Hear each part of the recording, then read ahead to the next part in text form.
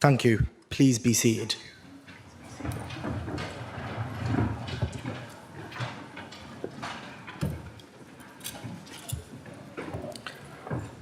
Good afternoon, and thank you for attending this meeting of the Council. Please note that the meeting is being live streamed on the Council's YouTube channel. I welcome members of the press and public who may be viewing this meeting remotely.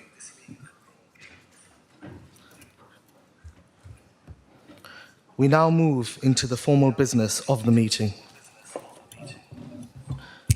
Can we take the notice convening the meeting as read? Mr. Mayor, Yes.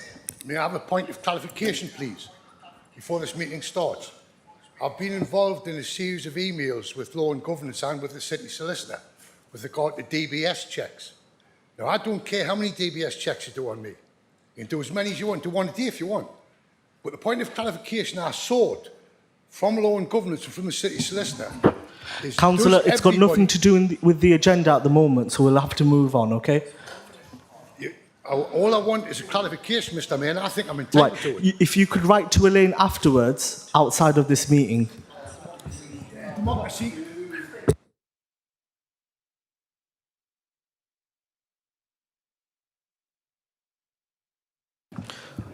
Would Council please excuse us for 1 minute? We've got an echo. We're just trying to deal with that.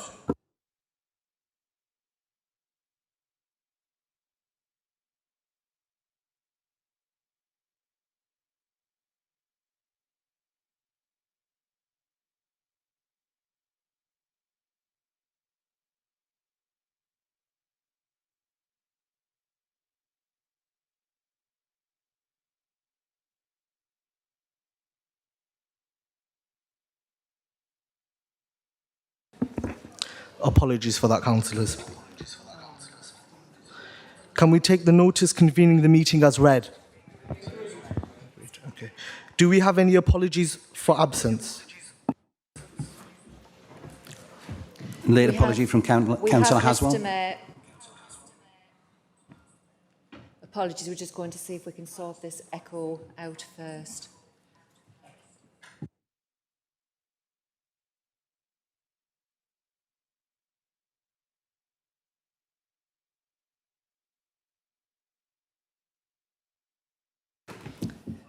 Try again. That sounds... No, I've still got the echo.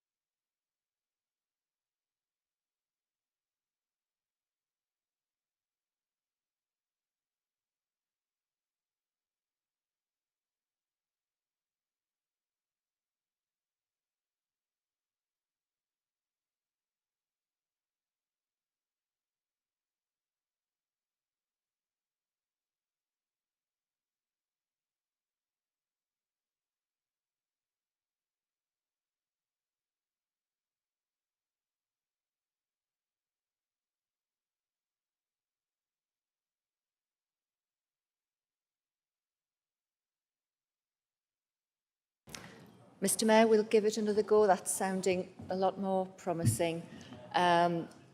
Apologies have been received from councillors Eyre, Checker, Graham King, Jones, Laverick, McKeith, Roundtree, D. Truman, Usher and Vera. Councillors M. Dixon and D. Snowden have indicated they will be joining the meeting but are running a little late. And we've had apologies from Honorary Aldermen Farthing, Forbes and Tate. Are there any further apologies? Councillor Edgeworth. Thank you. Apologies from Martin Haswell and Julia Potts is running late. Thanks, Mr Mayor. Councillor. I don't know if you said Alison Chisnell. Alison Chisnell. Thank you. Are there any further apologies? And I didn't know if I heard Councillor Laverick. Councillor Laverick. Thank you very much.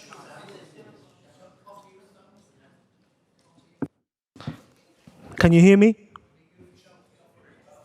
Not very well?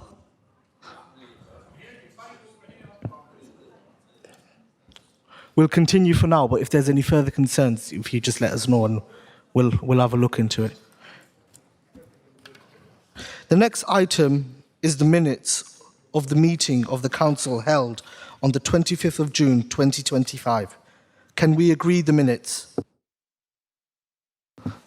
Councillor Hodgson. Could I just query an item on page 7, please? It said that the motion that was passed regarding the Glass Centre, that the council will resolve that the chief executive will prepare, quote, a detailed report to be made public within 6 weeks with the following terms of reference, which is about the ownership of Glassworks, the future of the Glass Centre and Northern Gallery Contemporary Art, and the capital and revenue cost of Glassworks. Now, the chief executive did circulate a short letter, but I think that falls far short of the detailed report that was agreed to be made public on page 7. So if we could have some clarity from the chief executive when we'll get that report that will outline all those terms of reference, that will be helpful. Councillor Hodgson, obviously this section of the meeting is just to agree the accuracy of the minutes. So from... Yeah, but it's about what was said in the meeting. So you're talking about an action, you're talking about an action that's meant to happen after the meeting, but I'm talking about the minutes of the meeting. So are you happy with the minutes of the meeting themselves? Agreed? Great.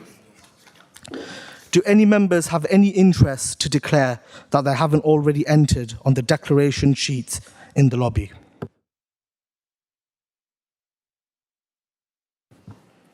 Great. I'd like to thank those members who have given their notice of their wish to speak. If any members who hasn't given prior notice wishes to speak at any point during the meeting, they should please raise their hand to indicate. Now we move on to the leader's update. Leader. Thank you very much, Mr Mayor. It's nice to see everyone. Hope everyone had a great summer. There's a few things I want to update Council on. This evening, people might have seen that plans have been announced to transform and rejuvenate the museum and winter gardens. Residents of the city would benefit from new spaces for community engagement, learning and relaxation, including a sustainable growing space.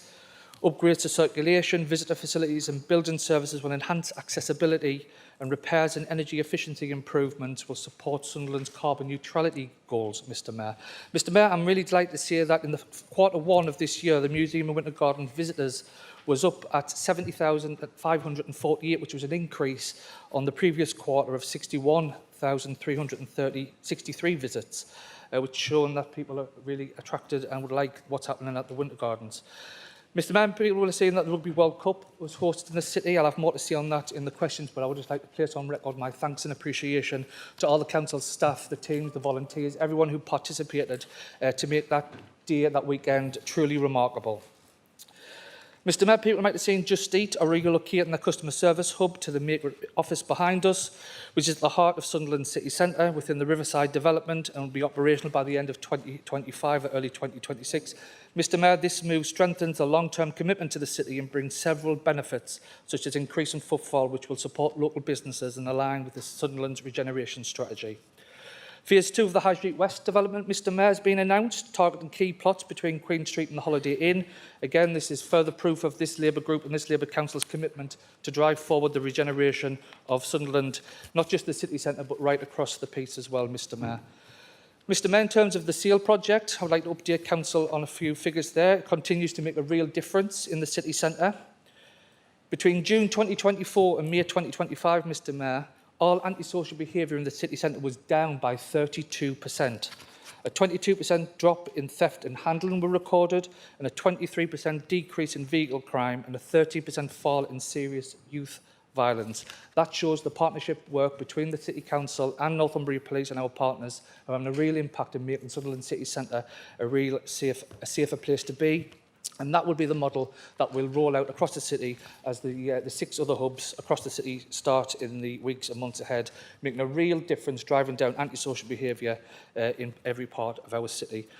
Mr Mayor, I was really heartened to find out that performance remains consistently high for health visitors for newborn babies and children aged 2 to 2.5. Figures from Q1 show that 97.3% of babies in the city received a face-to-face review from a health visitor, which is above the North East average and above the England average. Similar figures for children 2 to 2.5, Mr Mayor, again above the North East average and above the English average. That shows we're making a real commitment to the early years of our children, developing them into functioning and thriving young adults. So I'm really pleased to see that, and I would like to place on record our thanks and appreciation to the providers of that service. Similarly, we've talked about children, Mr Mayor. Just update Council. People might have seen in the press recently that the CQC published their inspection, and the Sunderland's adult social care was rated as good.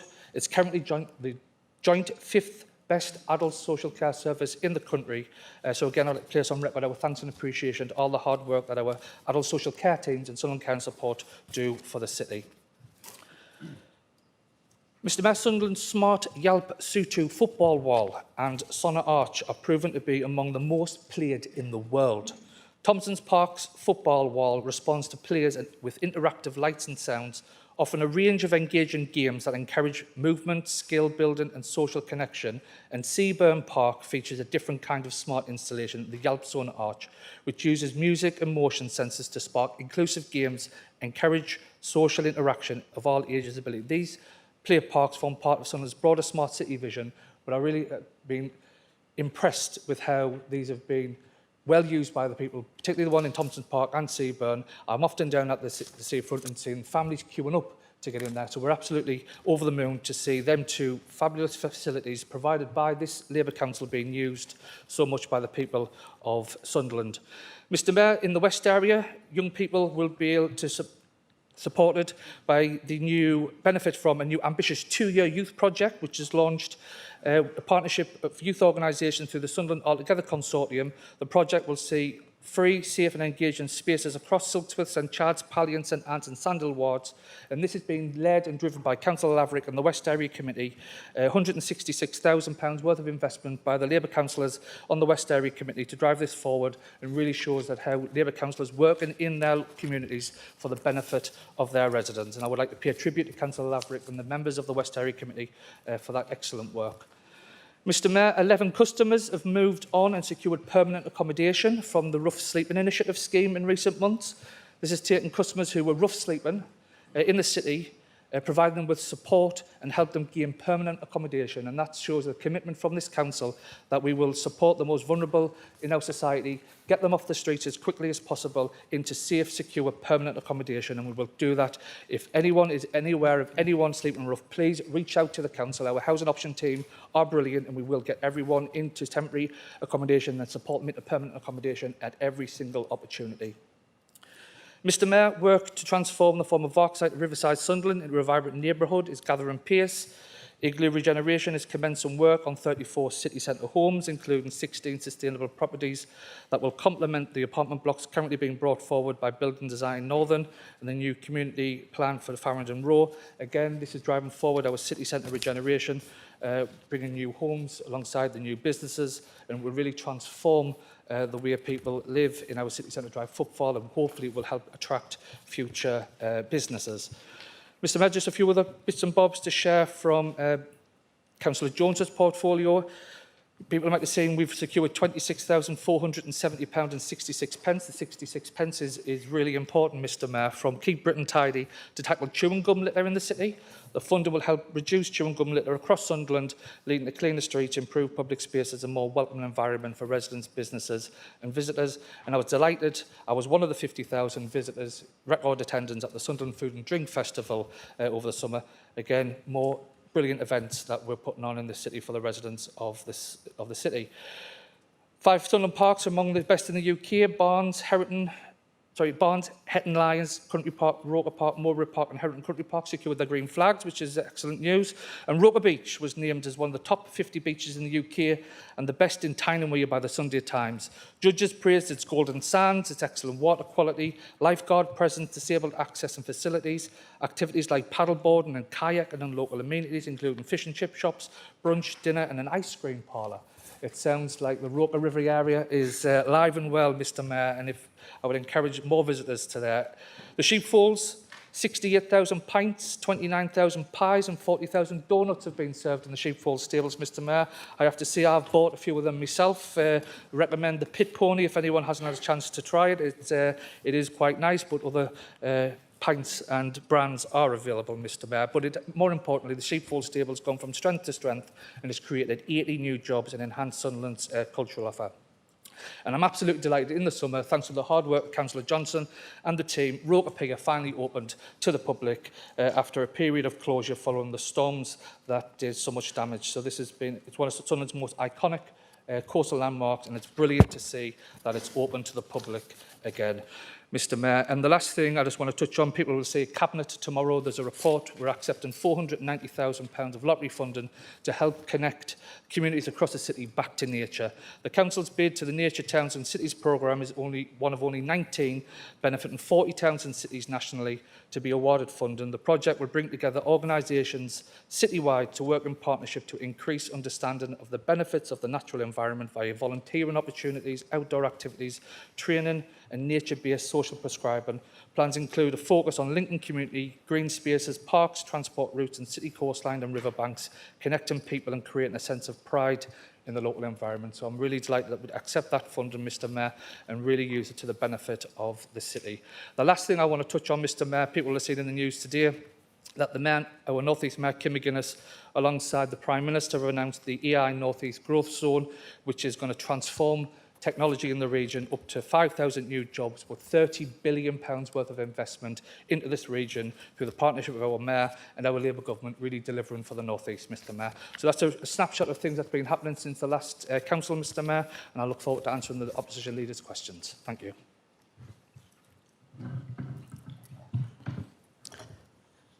Thank you very much, Councillor Modi. You might want to turn your mic off. Councillor Paul Edgeworth, you have the right to 2 questions. Thank you. Mr Mayor, good to see that 68,000 pints have been sold, but why so few? And I personally will commit to trying harder to get that number up and to clear my register of interests. Good news on the museum and winter gardens. What is planned in terms of engagement with expert and communities? What lessons have been learned from the Glass Centre and Glass Works debacle, where local people and communities and campaigners feel that they haven't been engaged with, that their expertise hadn't been listened to, and that has bred some anger and resentment? Thanks.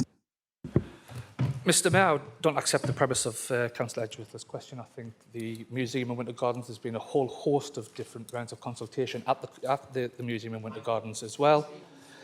So if people don't feel they've had a say, I'd be surprised, because I say we've done a whole host of different consultations. This is an exciting opportunity to secure outside investment in our city. So if you are aware of anyone who feels they haven't been able to participate, please get in touch with myself or Councillor Jones. We're more than happy to sit down and talk to anyone about the cultural offer in this city. Thank you, Mr Mayor.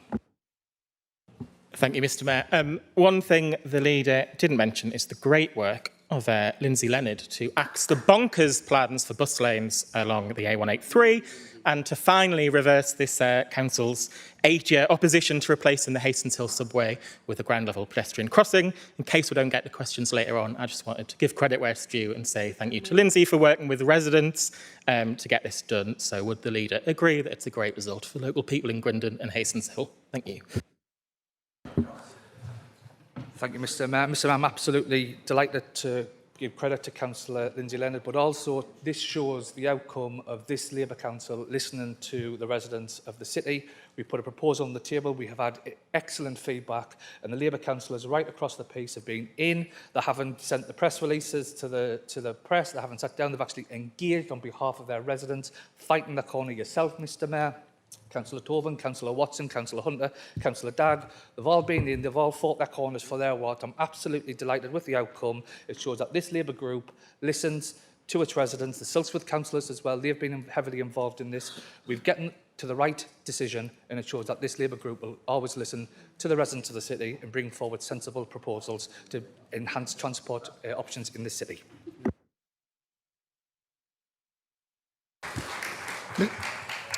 Mr Mayor, there's a number of us can't hear what's being said in the chamber, on this side of the chamber.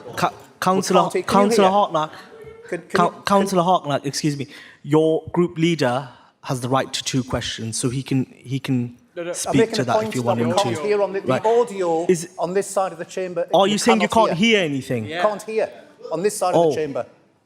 Would you give me... We're struggling over here as well. Would you give me 1 minute, please, okay, while I just have a word about this? Mr Mayor, if Councillor Hartnack didn't hear, I'm absolutely delighted to get up and say again that this Labour group, in response to Councillor Edgeworth and Councillor Leonard's work, has absolutely listened to the people of this city. We put out a consultation and we've worked hand in hand with the councillors in Silksworth, in St Anne's, in Barnes, and others to ensure that... Councillors. Leader, if I ask you, just when you answer your next question, if you could just be a little bit closer to the mic, it might help councillors on this side of the chamber. Councillor Mullen, you have the right to 2 questions. Thank you, Mr Mayor. I'm recovering from tonsillitis, so this isn't a technical Councillor Mullen, Councillor Mullen, I might ask you to do the same thing, then just be a bit closer to the mic so everyone can hear. Yeah, that's fine. When he made reference to the West area, he referred to Labour councillors working hard for their area and subsequently forgot to mention Barnes in his list. Would he acknowledge that actually all councillors of all parties supported that youth funding? Mr Mayor, I think I caught that question, but if I'm honest, to me the area committees work best when they're done on a cross-party. That's what happens in the East area. But to be honest, I'm only ever aware of the hard work and dedication of the Labour Council, so that's all I really see on social media out and about. So if you want to raise issues with us, Anthony, I'm more than happy to see it, because all I see in the West area is hard work on Labour councillors.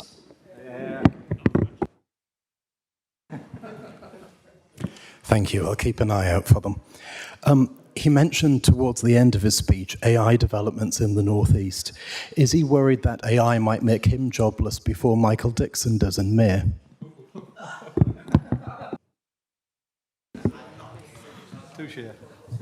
Mr Mayor, I'm looking forward to electing 3 hard-working Labour councillors in Grangetown in May 2026.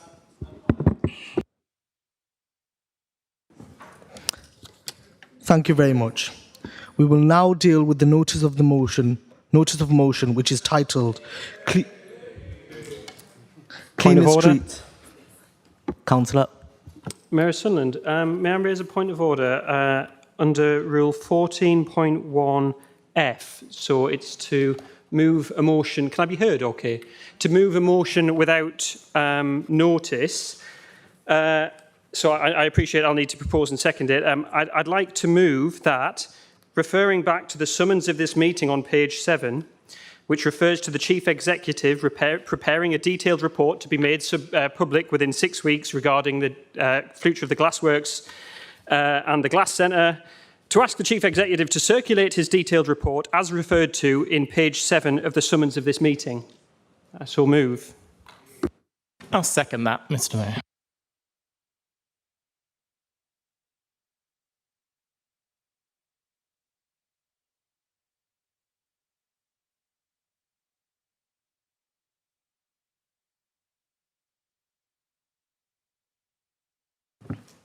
Councillor Hodgson, I've received advice on this.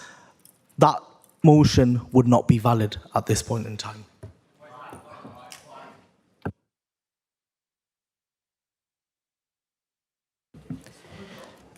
Mr Mayor, through you, the item on the minutes was purely to agree the accuracy of the minutes. It's not possible to move any motion from that. The reference that Councillor Hodgson's making to receive reports or adoption of recommendations and any resolutions following from them is where there is a report or a proposal on the agenda.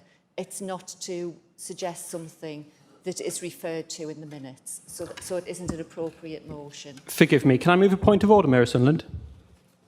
Thank you. Under Rule 14.1E of the Rules of Procedure, I'd like to appoint a committee, God, which is the most transparent committee on this council? Standards. West Area, let's go for West Area, thank you.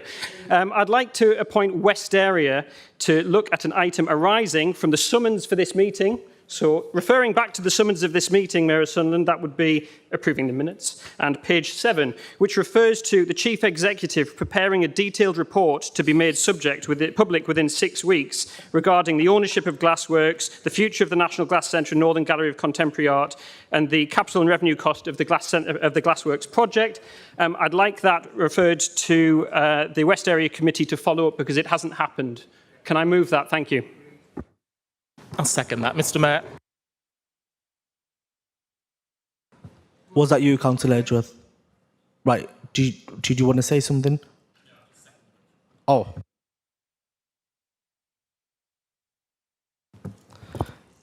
Councillor Hodgson, I've received advice on this. At this moment in time, that is not a valid motion and we will be moving forward. Thank you.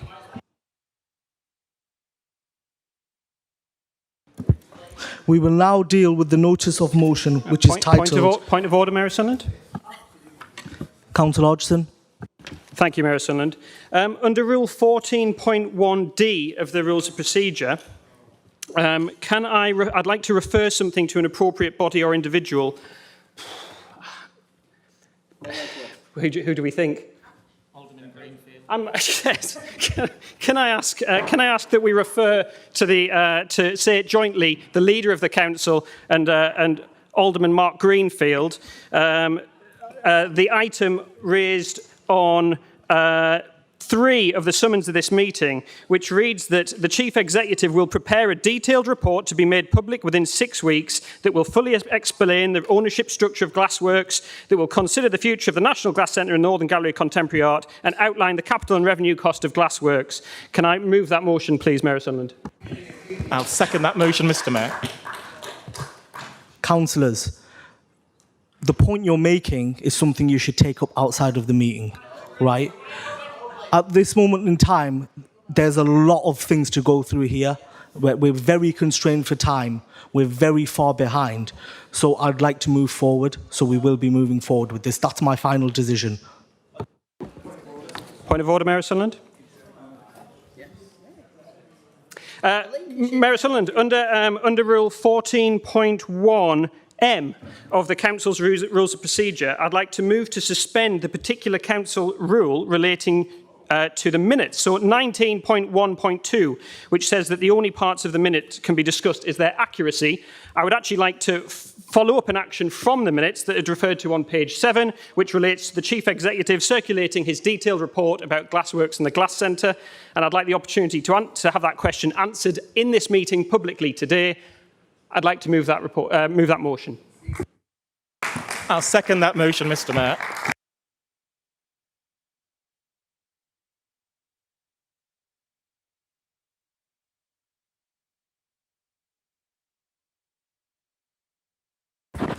Show of hands for councillors who are in favour of the changes proposed by Councillor Hodgson. A show of hands, please. Can I request a named vote, please, Mr Mayor? Mr Mayor, what we're actually voting on, I'm not foggy as what's going on. I'm happy to repeat. Mr Mayor, through you, I understand this is a request for a vote on suspending the council procedure rules so that discussion will be allowed on the minutes of the meeting rather than just agreeing their accuracy.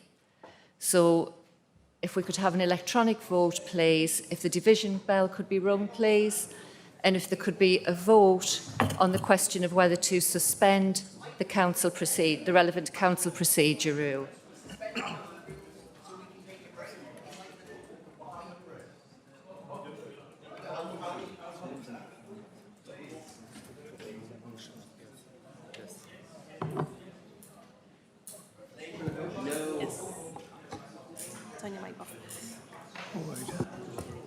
So the vote should be running now, members.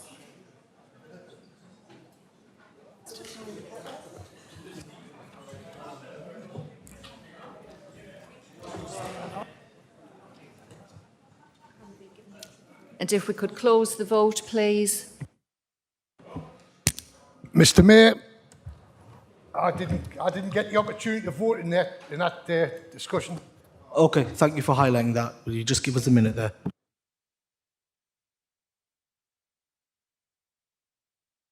The Mayor's requested that the vote be run again, so please could we run another vote?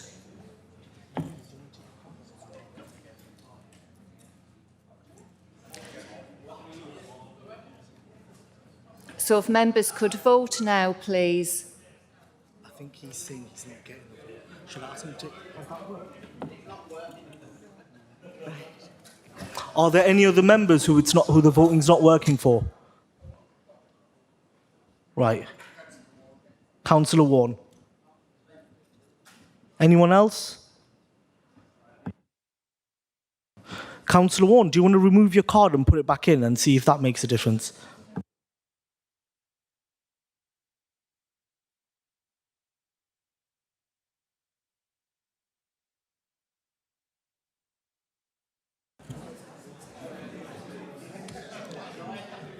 Councillor Warren, is your vote working? Is your vote no? Could I suggest then that you indicate verbally which way you would like to vote? In favour, thank you. Could we close the electronic vote now, please?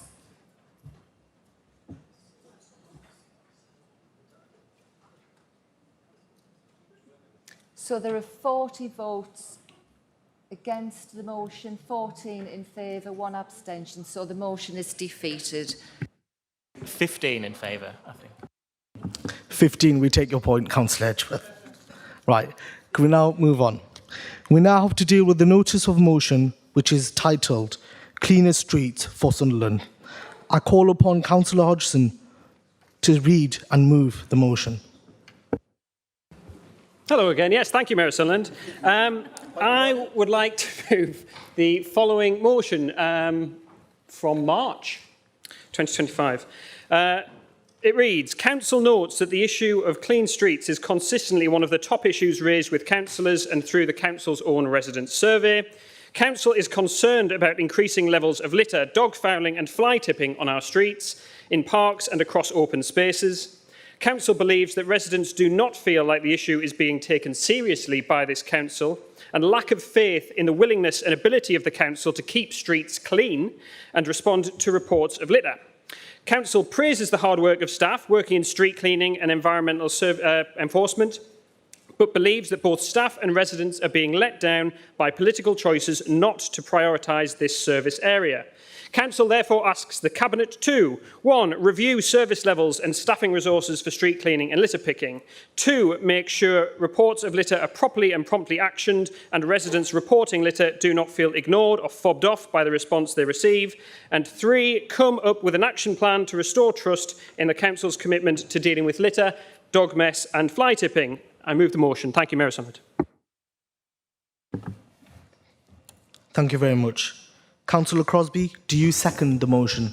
Yes, Mr. Mayor, and I reserve the right to speak. Thank you. Councillor Hodgson, do you wish to speak to the motion? I do. May I go ahead? Thank you. I have to admit, sometimes you worry when a motion has been delayed this often, for this many months, that it might no longer be relevant. But amazingly, the problem of street cleaning in Sunderland has not been resolved in the past 6 months, so this seems as relevant as it did back in March. I have to admit that the event around the recent Women's Rugby World Cup game in Sunderland showed the council's Riverside development, in which we're standing or sitting.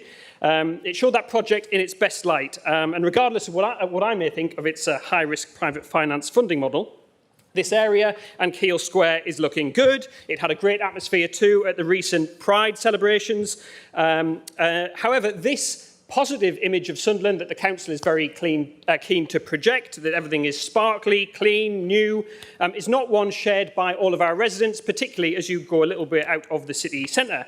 Indeed, many people across this city live in communities blighted by littering, fly tipping, dog mess, and compounded by years upon years of inadequate, even lax enforcement from the council. Some of these places are just a short stroll from City Hall, in Southwick, in Millfield, in Hendon, in Roker. In these residential areas, the suburban shopping precincts, the local parks, residents' complaints about the cleanliness of the streets in the area in which they live have not reduced in the time I've been a councillor, certainly over the last 9 years. In fact, they seem to have increased and persisted for years in a way that I think shows the council not to be listening. And it makes the flashy developments here on the Riverside actually almost seem offensive to residents who aren't living in this clean bit of Sunderland. I'm sure that councillors in this room can testify to the complaints they receive from residents about the appearance of many parts of the city. And the residents are not alone. We heard about Keep Britain Tidy earlier on this meeting. I'm very glad to hear they're funding chewing gum removal in the city. They recently had a research report which showed that 77% of people feel littering in their local area has got worse. The research also showed that deprived communities are disproportionately affected by littering, that actually 3 times the amount of litter is found in the most deprived areas of most cities compared with the least deprived. You don't have to travel around Sunderland for long to see that this actually bears out in our communities, just as it does nationwide. And what's worrying is it's not just residents who point it out to me, it's businesses, it's visitors, it's commuters, it's students at the university. The Keep Britain Tidy research also shows that living amongst litter impacts our mental health and our sense of safety and prosperity. Residents in that report affected by litter in their community said that they don't feel safe, they're embarrassed to live there, that litter caused them stress and depression, that they wouldn't want to stay or buy a property there if it was somewhere they were, say, studying, and that they felt it deterred business and investment in their local area. And when I was reading those items on that report, I thought that rang so true about things I've heard again and again from residents and businesses about Sunderland. In Sunderland, we've compounded these horrible stress factors with the clumsy introduction of reporting technology that's made the system of reporting littering and fly tipping even more confusing, frustrating and opaque for our residents in recent years. At times, we are our own worst enemy. The preposterous wait times for bulky waste collections, in some cases offering dates to residents months and months in the future, hardly encourages people to do the right thing. That's why this motion very simply asks the council to commit to reviewing the service, making sure it's fit for purpose and responds to residents in a way that is fair and transparent. Now, I know what the Labour leadership opposite will say. They'll say that they're doing a good job under hard circumstances, that they're already investing in cleaning our streets and that the resource is sufficient, and that their creative tech solutions will improve the service, and that residents trust them and that they're doing a good job, and that's what they hear again and again. But it's not what I'm hearing. And I think you're deluding yourselves if you're saying that to yourself. We've heard this before. And what strikes to me is that like this City Hall and the surrounding Riverside development, the leadership of the council has become disconnected from the reality of the city and the views of its residents. That's why I invite you to support this motion, deliver an action plan that responds to the complaints we hear from residents, and prove me wrong. Thank you, Mayor Sunderland. Thank you very much. I have had indication that Councillor Lindsay Leonard wants to move an amendment. Lindsay? Yes, I'd like to move an amendment, please. Would you like to read that out? So, in the first paragraph after survey, insert the following. Council acknowledges that 74% of the residents stated they were satisfied with their local area. Delete the second paragraph and replace with, although incidents of litter, dogfouling and fly tipping on our streets are decreasing, Council remains concerned about this issue and remains committed to taking action to further reduce such incidents. Delete the third paragraph. In the fourth paragraph, delete all remaining words after the word rolls and add in, Council also wishes to place on record its thanks and appreciation to the many voluntary and community groups who do so much to help to keep the city clean.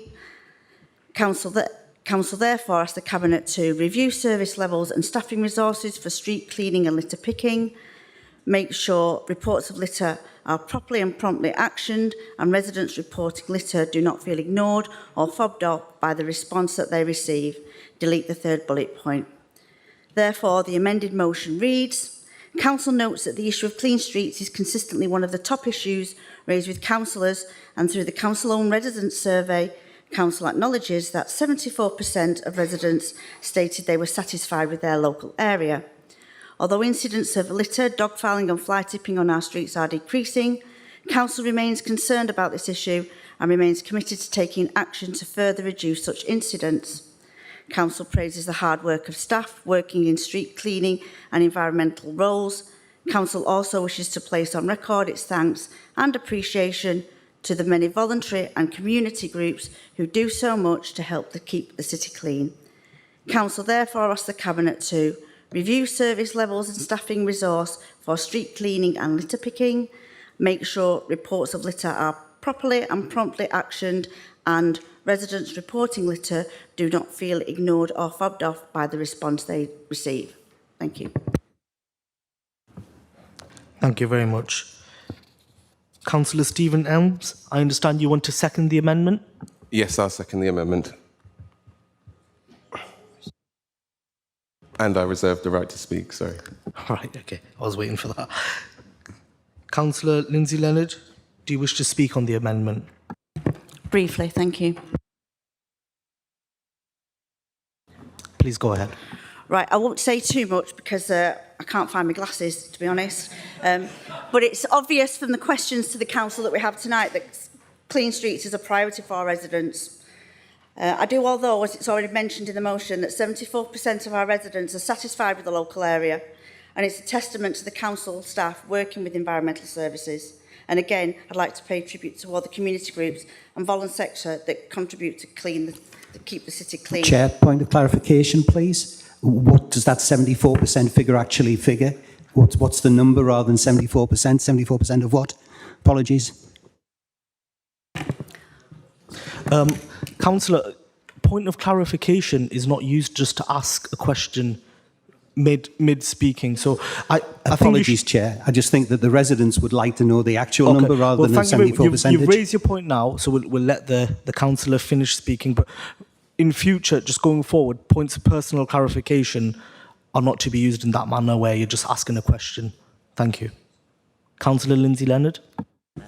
Thank you. The 74% comes from the resident survey that's already been published, and the residents can see that if they wish to. There's lots I can mention about our environmental services, but Councillor Modi is sort of still the thunder with the green flag, the blue flag, the gum and the bulky waste collections. But it's worth noting that the bulky waste collections were introduced to help the most deprived that were without cars or unable to get to the city dump or the recycling centre.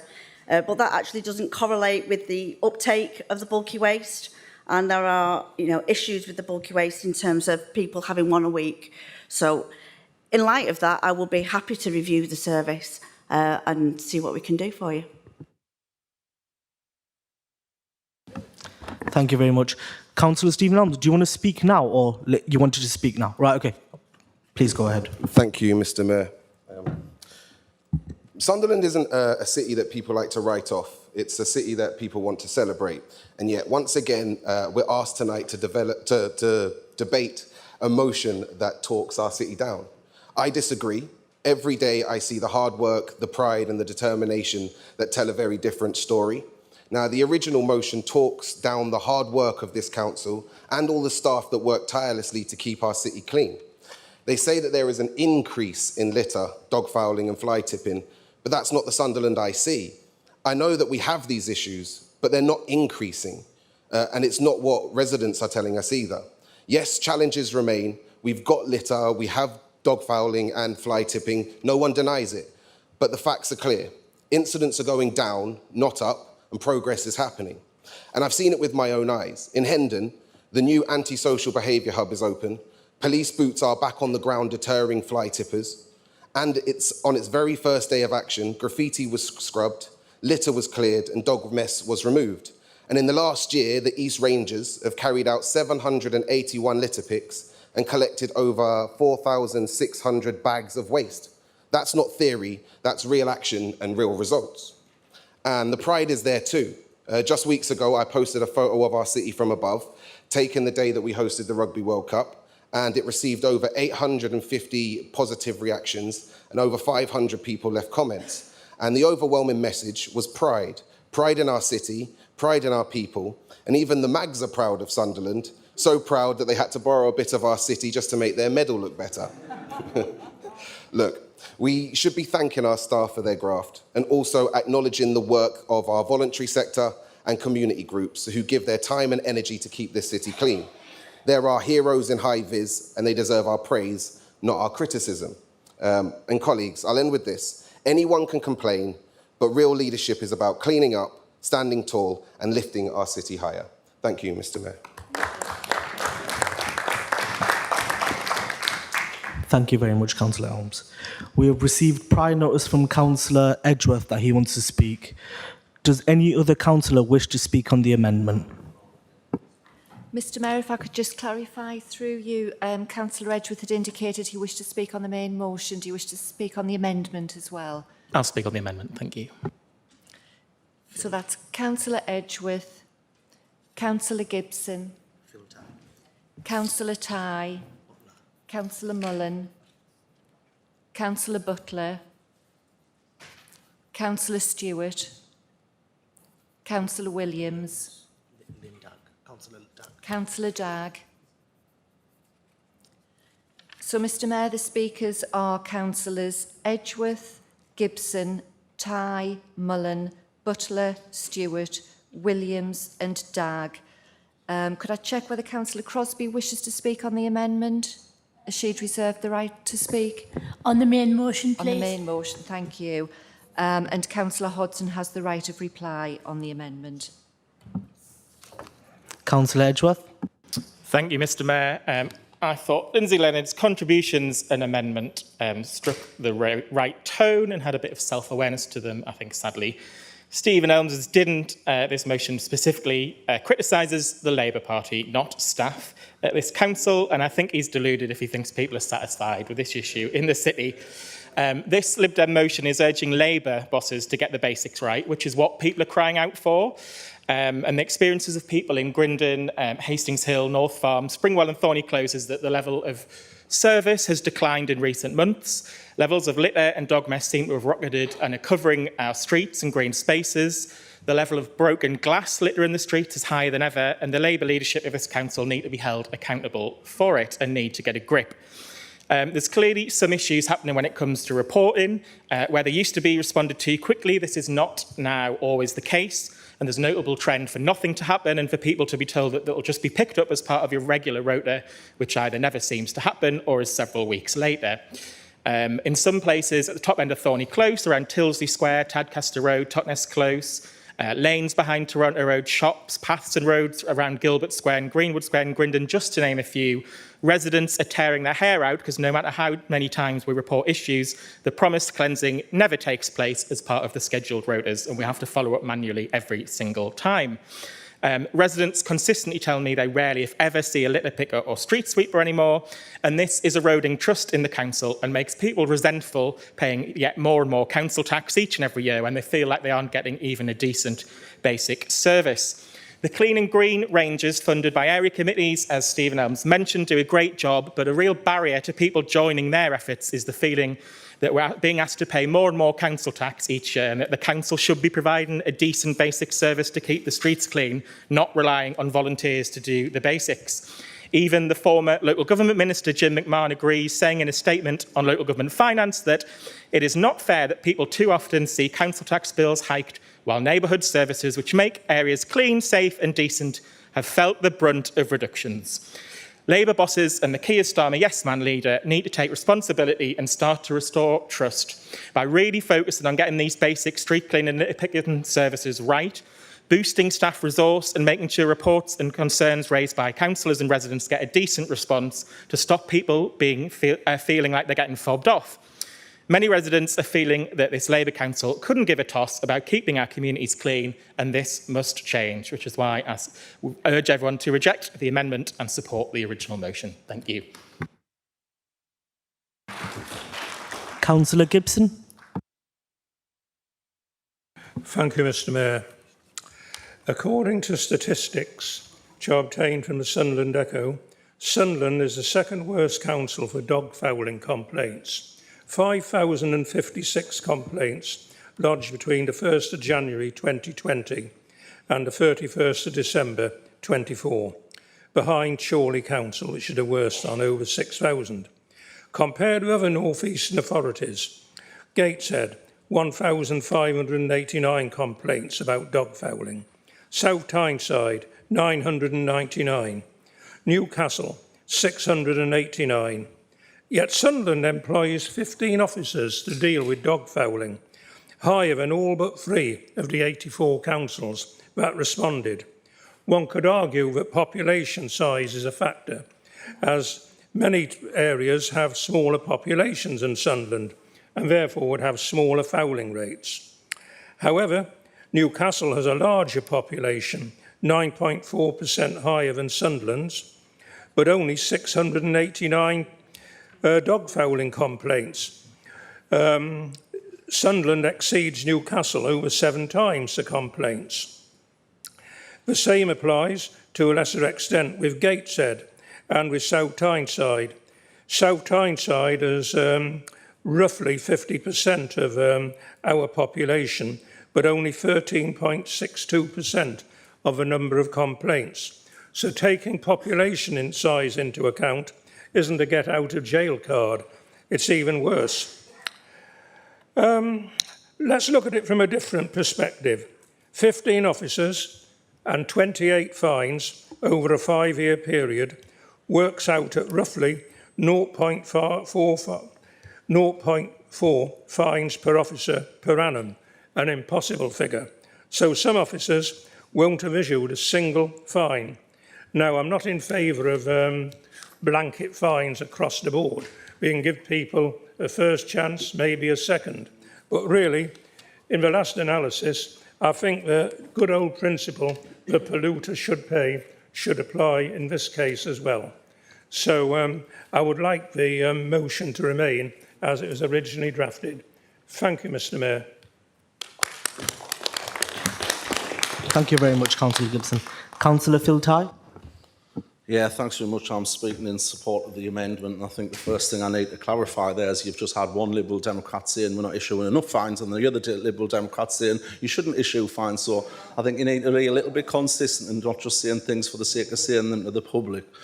I think the important thing here as well, to be fair, Paul, is that if you're not doing an effective job within your ward and dealing with issues, you cannot blame the Labour Council for that.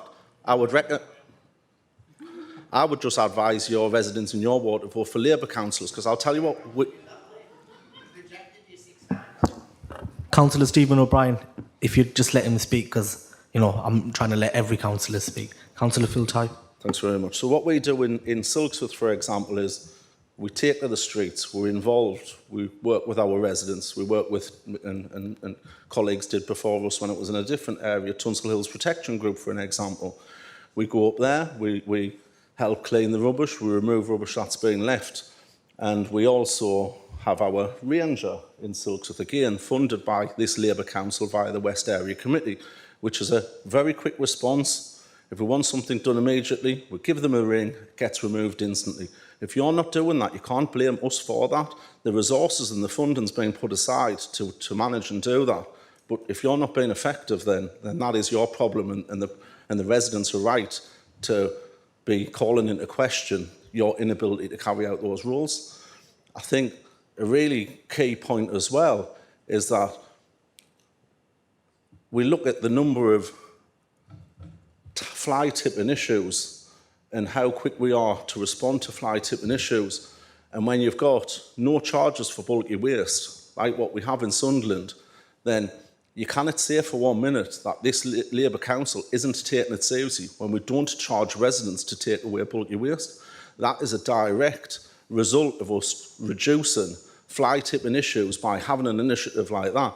Now, you're very critical when I start reeling off the Liberal Democrat councils that charge significant amount of money and do various different things to what we do. But I'm more than happy to go down this list of Liberal Democrat councils and give you the costs that those councils are charging its residents for bulky waste and what the consequence of that is in relation to fly tipping. I also want to say, and we shouldn't be afraid to say what I'm just about to say, but the residents that ring me and complain are not complaining saying, the council's turned up in my street with a load of dogs and let them poo on the street. They're not saying, the council's turned up and fly tipped in my street.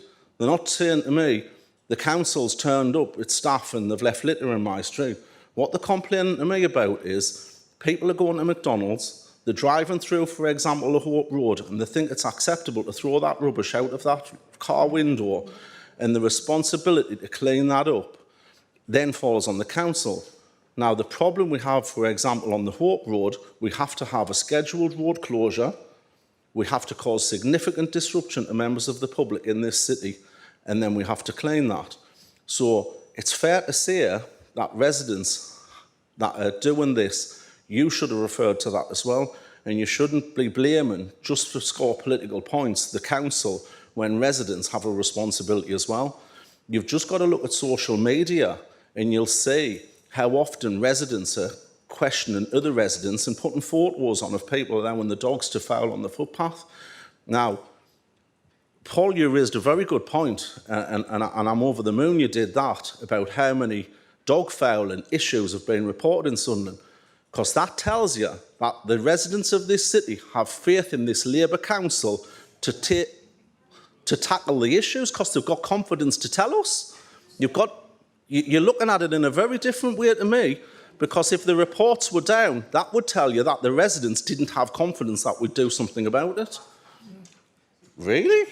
It's quite simple to me. Councillors, fill tie, please. I wish they'd just let us. If they don't, you mightn't like what I'm saying, doesn't mean I'm wrong. So, on that basis, after the Liberals can't agree amongst them if we're charging too much, we're not charging enough, not given an accurate version, you can tell that they're desperately clinging on and trying to score political points for the purposes of the media.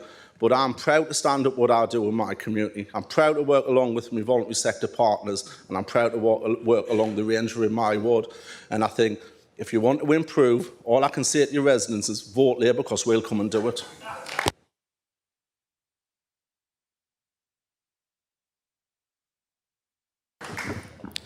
Thank you. Councillor Mullen, do you wish to speak? Yes, thank you, and hopefully you can hear me better this time. So the resident survey was completed by 1,002 people, which is 0.37% of the entire population. So that is 75% of 0.37% have confidence that the streets are clean enough, etc., etc. I would invite Councillor Elms to come and have a look in the back lanes of High Barnes and what's been happening there over the last 6 months, where problems have been getting worse, and I report them on a daily basis, and the fly tipping happens overnight to the extent that it's impossible to keep on top of. The council originally did a good job of coming on a daily basis to collect it, but I think it's getting to the point now that it's become overwhelming just because of the sheer volume in the back lanes off Chester Road. And I'm not going to make a political point as Phil did, because I think all 3 Barnes councillors have been reporting this and care about it. But there is another point that Phil made, which I think is slightly wrong on. Yes, the bulky waste collection is free, but my nan, for example, is having to wait 3 months for the council to come and take that rubbish away. Fly-tipped rubbish is taken away the next day or within 48 hours. So we've accidentally created a perverse incentive to fly-tip rather than to report properly. Because if your councillor comes along and reports it, which I have been doing on a nightly basis, it disappears quickly. But a bulky waste collection means you have to keep your rubbish for literally months. The other issue, and that's another point where I think Phil was right, is that it is a resident problem. It's people who are doing this, and it's people who don't have pride in the area. But then the question is, how do you punish them for it? And there needs to be more work done to actually link the collection of rubbish to enforcement and identifying people. I know that that's difficult because you can't always tell, but I think having more of the kind of covert cameras that we have in a certain part of our ward, which I'll not name in case it gives it away, would be helpful to pick up people who have been driving in from out of the area, but also people who are resident there for very short periods of time, and landlords who know that the people they've got for very short periods of time are dumping rubbish and can tell that it's, for example, items of furniture that their now ex-tenant has had and has left in the back lane, and the council's having to deal with that, as if nobody was responsible for it and it just happened to appear there. So I think if we can have a greater link between enforcement action and collection, that would improve the situation. But we do also need to bring down that waiting time for bulky collections, because until that incentive to fly tip disappears, people will continue to do it. Thank you very much, Councillor Mullen. Councillor Butler, do you wish to speak? Thank you, Mr Mayor. I'm only speaking because Niall mentioned Southwick in his original speech. And there's not, honestly, not in a month of Sundays would anyone be walking through Southwick, seeing a pile of dog poo and think, I know what, I'm going to get in touch with Niall Hodson from over the water. That just wouldn't happen, so you're completely deluded. What I will say, Mr Mayor, is that Southwick Village Green is one of the only places outside of the city centre that is handpicked every single day and machine swept twice a week. So I'm not sure what that says about Southwick councillors. It shows that we'll put the graft in and we get out there. We also get out with our voluntary and community sector as well, namely Southwick Village Green Preservation Society, who I want to put on record, Mr Mayor, as hopefully going to win a prize in Northumbria and Bloom, who were out there today. We rallied that community together, they came up with a committee, and now, if you drive through Southwick Green, you'll see a beautiful ancient village green of over 1,000 years of history. The Sora project, get out and litter pick. We don't just turn up at election time and think, you know, get our photos on a little bit of a, you get your thumbs up, oh, with your litter picker. It's the same as when you come to an election, isn't it? You know, and obviously you've got the Lib Dems and the Tories. Will take, oh, look at that pothole over there. Do something about it. It's your ward. Crack on. And as Paul Edgeworth said, get a grip. Thank you, Mr Mayor.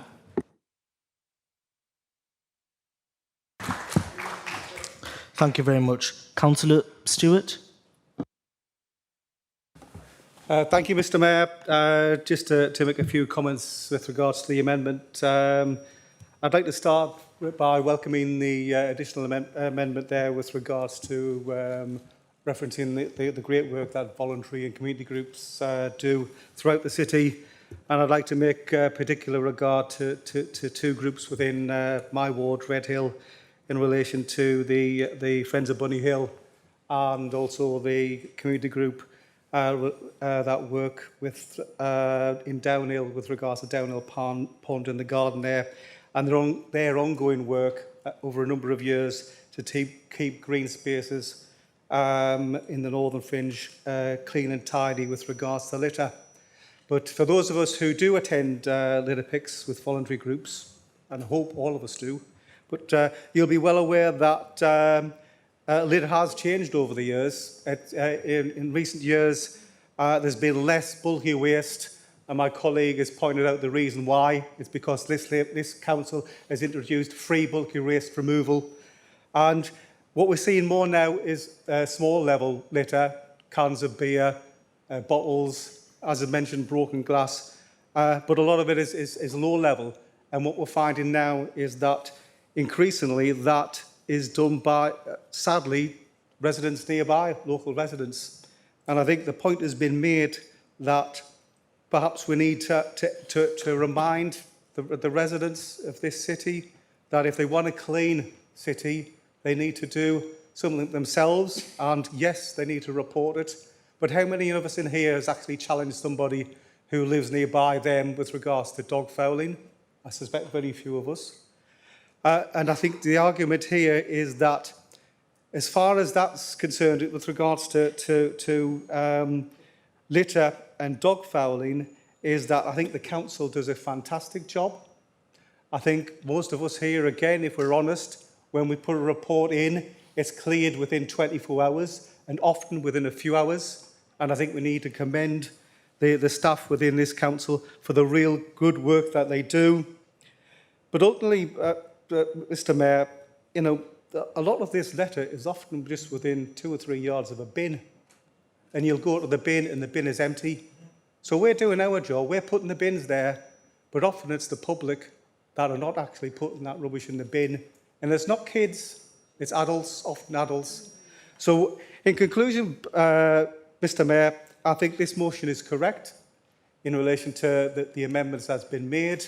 I think we do need to recognise the good work that we're doing as a council, the good work that our staff are doing, and as I said, the good work that our voluntary and community groups are doing as well. Thank you, Mr. Mayor.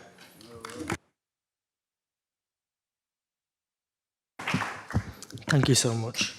Councillor Williams. Thank you, Mr. Mayor. I support the amendment, and I'd just like to say a few words. I would also like to say I have challenged a resident about dog fouling as well. Had my daughter with us just as well, but this man, it was obvious when I challenged him, it was just really abusive. There's no need for it, you know. His attitude was, well, I can't sort of quite get there. It's just not acceptable. It's your dog. Look after it. And again, in line with what most people have said, this is down to a minority of residents who have no respect or care for where we live. As an area committee, like everyone else, we fund our clean and green activities. They go out and do that. But we're also very fortunate in Washington to have a voluntary group called Keep Washington Tidy. And some of you might have seen at the weekend, Becky Swindells, who is one of the lead members in that, won the Radio Newcastle Making a Difference award as a volunteer. Becky is out most days picking on her own. She also organises sessions all over the place. She works with Clean and Green as well. And, you know, her and that group of volunteers make an absolute impact in Washington. I believe we've got a really good relationship with our local team. And I'd just like to talk about something that's been happening over the last few weeks. A resident has been constantly sending me photographs of dog fouling. Somebody picks up my phone now, God only knows what they're going to think, because I must have a couple of dozen photographs of dog muck on there. And looking at that, we can see it's the same dog. Monday morning, we actually thought we'd got this cracked. I met with some officers and a resident because this lady, I was in the lakes at the weekend, I got this message at about 11 o'clock saying, I've worked out who it is and I've cracked it. So Monday morning we met round there, and unfortunately I got a picture about an hour and a half ago. The same dog is out there. So this person isn't taking any notice. I do hope officers are going to get out shortly and make that difference. It's unacceptable. It's vile. Years ago, I remember a little boy who lived in our village had toxoplasmosis, which would lead to him becoming blind. People need to realise that if you've got a dog, you must pick up after it. It's just absolutely disgusting. We need to place the responsibility for the actions on this minority of people who insist on fly tipping, who insist on dropping litter, and who insist on letting their dog foul. It's unacceptable, and as a number of colleagues have said, that's where we need to go. Our team, who wants to spend their day going out, picking up piles of dog poo? It's just not on.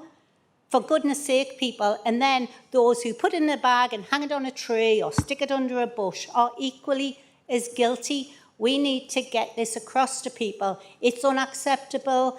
It's just vile. For goodness sake, look after where you live, look after yourselves, and have that impact that all of us can actually have on our community. So I support the amendment from this aspect because it's not the council's officers' fault.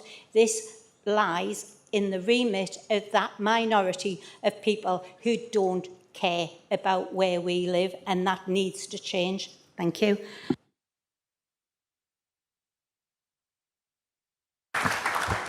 Thank you very much, Councillor Williams. Councillor Lindau. Thank you, Mr. Mayor. I'm going to make this fairly short. The first thing I'd like to say is that the record on fly tipping and that kind of stuff, I think is really, really good. I think if you look around occasionally, residents don't understand that council officers try to actually make the link between the person who's actually making the fly tip and the fly tip itself. And therefore there might be a delay in the fly tip actually being collected, but actually there's been real action by council officers. And the other thing which I'd like to make is, the other point I'd like to make is about the glass waste. So if you actually find litter and it's glass waste, then the reporting system actually advises you to ring in immediately, and it's taken really, really seriously, and it's a big priority.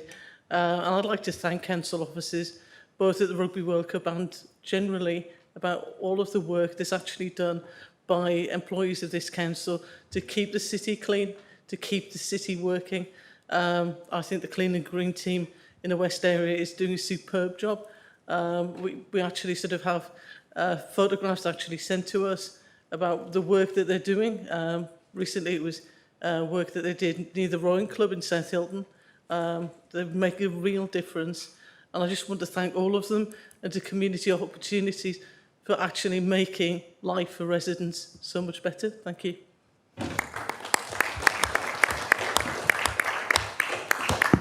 Thank you so much, Councillor Dagg. Councillor Hodgson, you have the right of reply. Yes, gosh, follow that, eh, Mayor? Now, I would like to make a preposterous statement. Bear with me. If you, and this is based on real research using this council's online booking system yesterday, I think yesterday? No, today. If you live in the glorious seaside tourist resort of Malcolm Bond's Seaburn and you wish to book a bulky waste collection, the council will let you do that on the 9th of October. Very reasonable. But if you live in Stephen Elms's Hendon, the council will not let you book a bulky waste collection until the 9th of December. Ooh. Now, if I was to follow the reasoning of Michael Butler and Phil Tighe, that is really a damning statement about Stephen Elms and the poor way in which he is acting as a councillor. But that's obviously a preposterous thing to say, isn't it, Michael and Phil?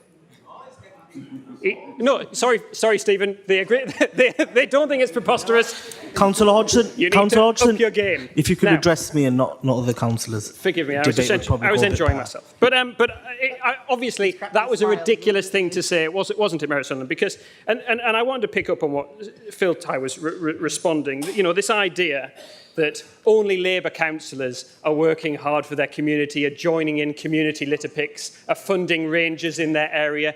Like, do you actually believe that? Do you? No, this is useful. Like, I am willing to see, I have seen Labour councillors out doing litter picks, volunteering with community groups. Rangers all the time. Yeah, I've seen Conservative councillors doing the very same. I've done the same. At least, I thought I had. It was a mirage. I don't think it's particularly helpful to make a complete mockery of the argument by suggesting that we aren't just all trying to do our best for the community and that the problem isn't real. The problem is very real, regardless of the efforts that councillors across different wards are making. It's a failure to enforce, actually, Phil. And I think, actually, this is something that Michael said, Anthony Mullen said when he was talking about some, shop waste in barns. My experience, certainly dealing with some business commercial waste related to shops on, say, Chester Road, and dealing with those enforcement issues is extremely difficult, even as a councillor, even with access directly to heads of service. It's not easy enough, and we're not doing enough enforcement, regardless of the great efforts that our community groups are doing and that we're doing as councillors. It's not talking our city down, Stephen, to demand better. Talking our city down is saying that this is good enough, which quite a few of you have bizarrely stood up and said, that this is what residents of Sunderland should expect as, quote, Paul, fantastic. It's not fantastic. The residents don't believe that. If you don't believe that, you're not really listening to what residents are saying. This started so well, this amendment, Mayor Sunderland, with Lindsay actually acknowledging that maybe we do need to review service levels and we do need to listen to residents. And maybe some of the people sat behind Lindsay could take a leaf out of her book. Thanks.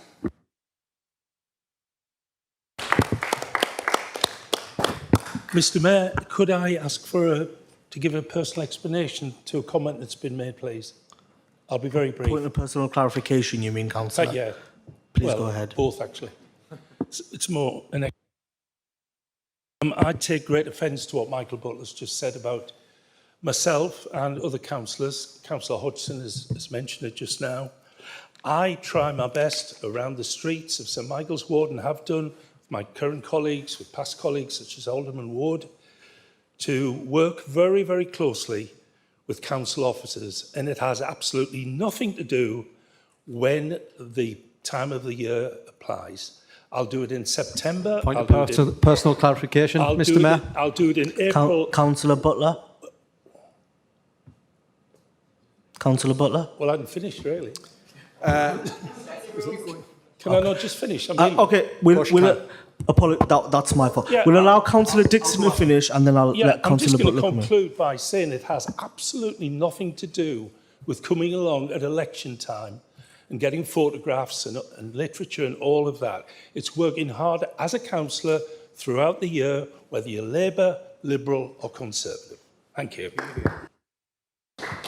Thank you very much, Councillor Dixon. Councillor Butler, did you want a point of personal clarification? Yes, please, Mr Mayor. There's barely anyone else on the opposite side of the chamber who I would accept that from, but Michael Dixon's one of them. Thank you. A nice ending. We will now vote on the amendment. Thank you, Mr Mayor. So if the officers could ring the division bell, please, and to open the vote.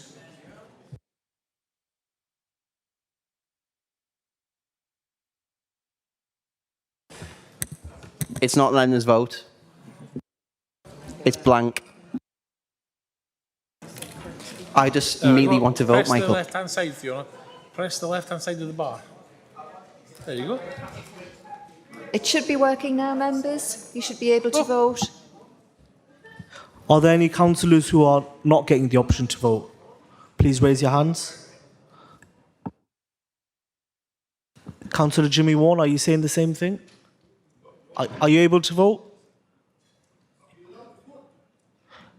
Are you being able... I can't hear you, Councillor. Is it allowing you to vote? I do apologise, Mr Mayor. Yes, I've been allowed to vote. Okay, excellent.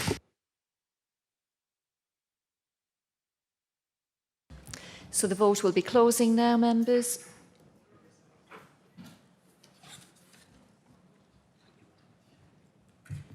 And there are 45 votes in favour of the amendment and 16 votes against, and so the amendment is carried.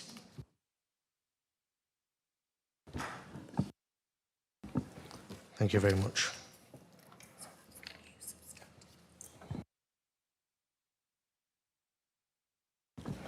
I will now read out the new substantive motion. Council notes that the issue of clean streets is consistently one of the top issues raised with councillors.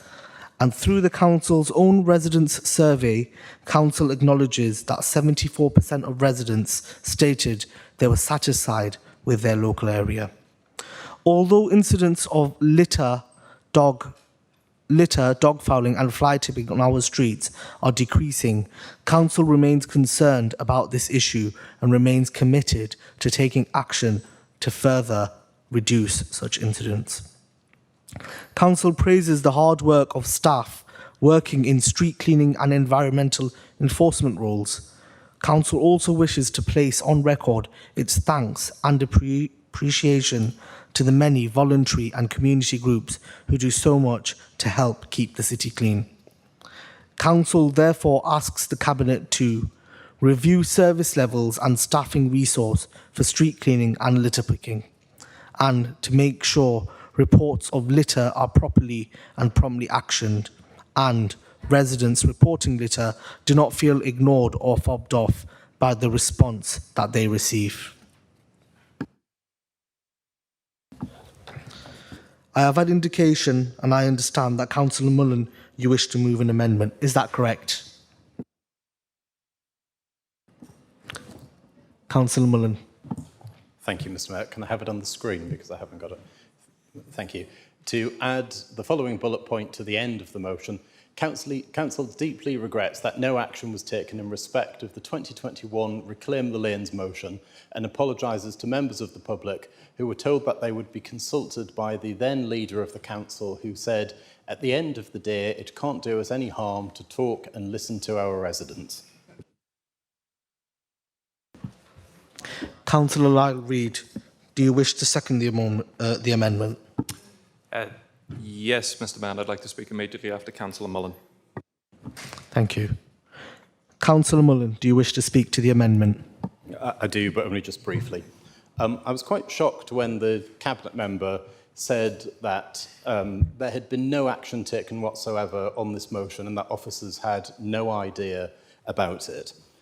As it happens, I think that she is probably just about the best Cabinet member that I've come across in my time as a councillor, and think that the support that she's given when I've raised queries has been exceptional. So I don't, by any stretch of the imagination, pin this on her or want to imply it's her fault. But this was a motion that we agreed unanimously 4 years ago.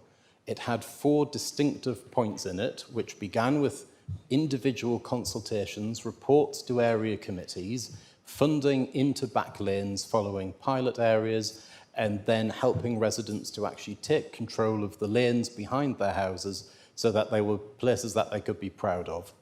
We were told in the meeting 4 years ago that there would be a pilot area. Labour amended the motion and it was suggested that Hetton would be the first. But I learn now that the council has done absolutely nothing about it. And I think that should be, 1, changed immediately, but 2, something that we express deep regret about. Councillor Lyle Reid, do you wish to speak now? I do. Thank you, Mr. Mayor. I want to first apologise to the Liberal Democrats for not giving them greater notice of the amendment, but I feel like there's been a lot of cross-party support this last week, Paul, so it's probably best to add a bit of distance between us. But of course, our amendment does not negate...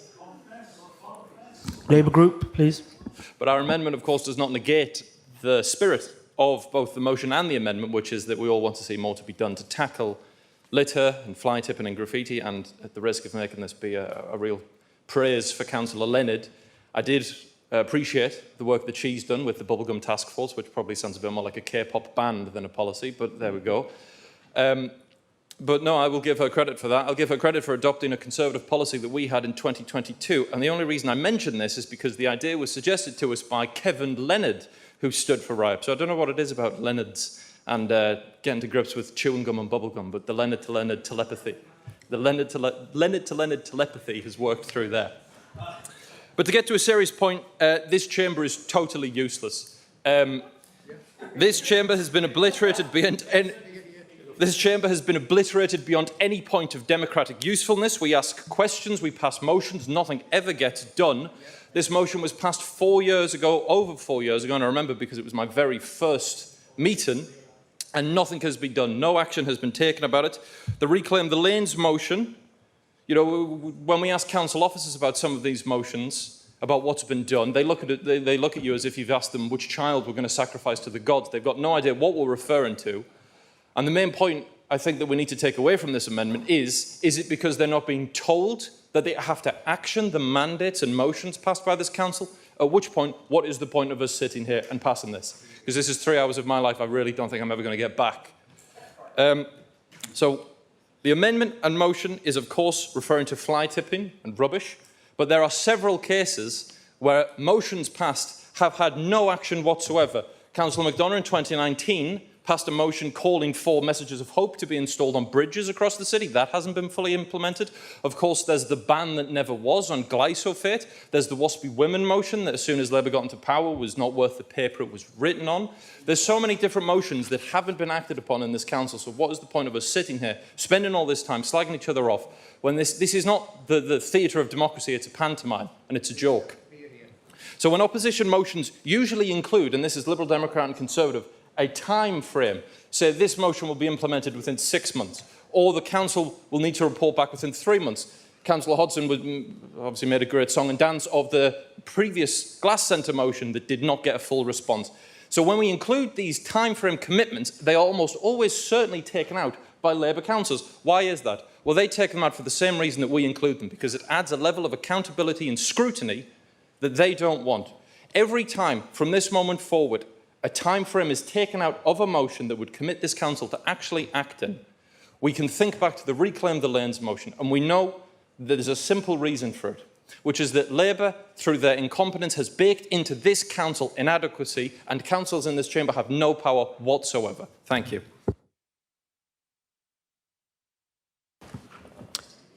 Thank you. Is there anyone else who wishes to speak on this amendment?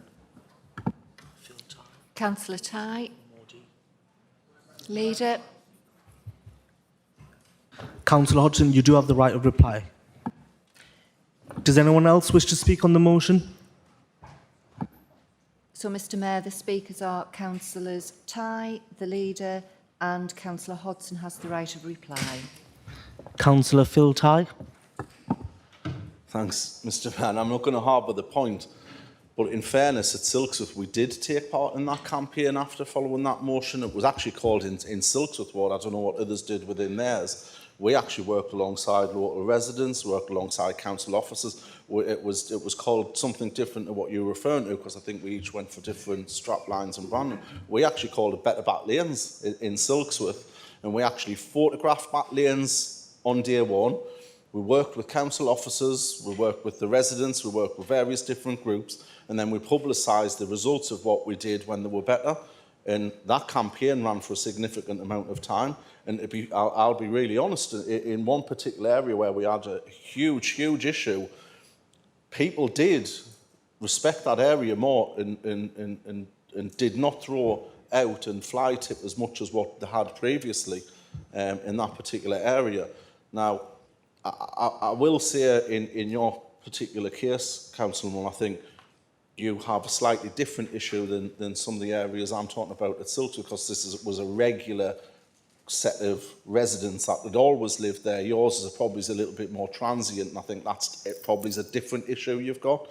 Now, I'm not going to completely disrespect what you say, I absolutely get that, but in Silksworth we did run a campaign following that motion. We actually pinched the idea from it being talked about. We ran it as Better Back Lanes. Thanks very much, Mr. Mayor. Thank you. Councillor Modi.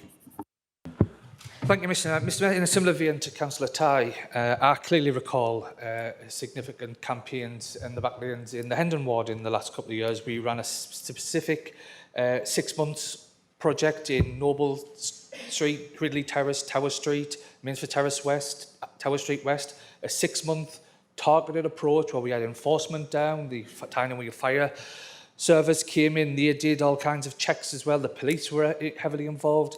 That then rotated up to the long streets, particularly around the top of Cairo Street and St Leonard Street. So I just absolutely don't see the issues that Councillor Mullins is raised, because Councillor Ties gave prime examples. We've did a similar scheme in my ward. Councillor Mullins, apologies, Councillor Leader. Councillor Mullins. Point of clarification, the issue I'm raising is that we passed a motion with 4 distinct commitments and none of them have been done. So doing things as ward councils is fine, but that's not what full council agreed to, not least because your group amended it and then passed it and promised everyone was going to have hanging baskets and plant pots funded by the council, and none of it's materialised. Councillor Modi. Well, I cannot recall off the top of my head the debate on that, but I'm getting some information passed out. But in terms of, the reason I got up to say is that we have actually delivered this in parts of Hendon, in the middle Hendon part and the long streets, but this Labour group absolutely is committed to these issues. We've run numerous campaigns in different parts of the city, but there is specific, Councillor Mullen. I've said this numerous times before. Then this was before my time as leader. It was before Councillor. Then it was portfolio. This didn't need to be an amendment to this. You could have just come and seen us. We could have sorted it out, and we could have found out what the issues were. But no, you'd rather come to council and grandstand about an issue when there's clearly examples across the city where issues like this were addressed and dealt with, and the residents of the city have benefited from cleaner lanes, particularly in the Hendon ward. We've heard it in Silksworth ward, so I would reject the amendment, Madam Mayor. Mr. Mayor. Thank you. Councillor Hodgson, you have the right to reply. Yes, thank you, Mayor of Sunderland. We'll support this amendment. I'm actually quite glad that Anthony Mullen has brought up the issue. It's quite true that that motion back from 2021 wasn't acted upon. If individual councillors did do other projects, and as Philip Tighe says, called it something else, it's probably because it was something else. The actual motions that were passed in council weren't enacted. One thing that has been playing on my mind with the motion in front of us is that we've asked for a review of service levels, but it seems all too dangerous to me that we will never hear what happens with that review. I hope that's not the case. I would like that to come back to this council. You say wait and see, Michael, but I refer you back to page 7 of today's summons, because on page 7 it says that at the last meeting, council resolved that the chief executive will prepare a detailed report to be made public within 6 weeks relating to the proposed ownership of Glassworks Sunderland. He'd also consider whether the National Glass Centre and the Northern Gallery for Contemporary Art will continue to exist in any form, and outline the capital and revenue cost of making. I know, Mayor of Sunderland, but he did invite it, did he not? He did. And I think it's all fine and well saying, come see me, we'll tell you. Wouldn't you like to see? I would like to see. I would like to read the detail. I would like to see it in black and white. If you believe in it enough to see it, put it in black and white in the papers. Thank you.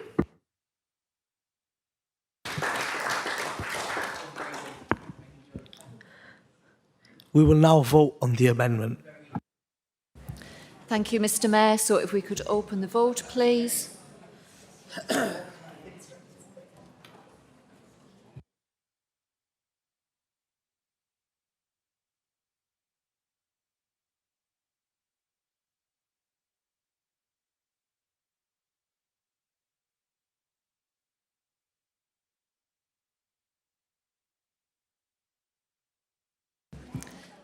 And the vote will be closing now, members.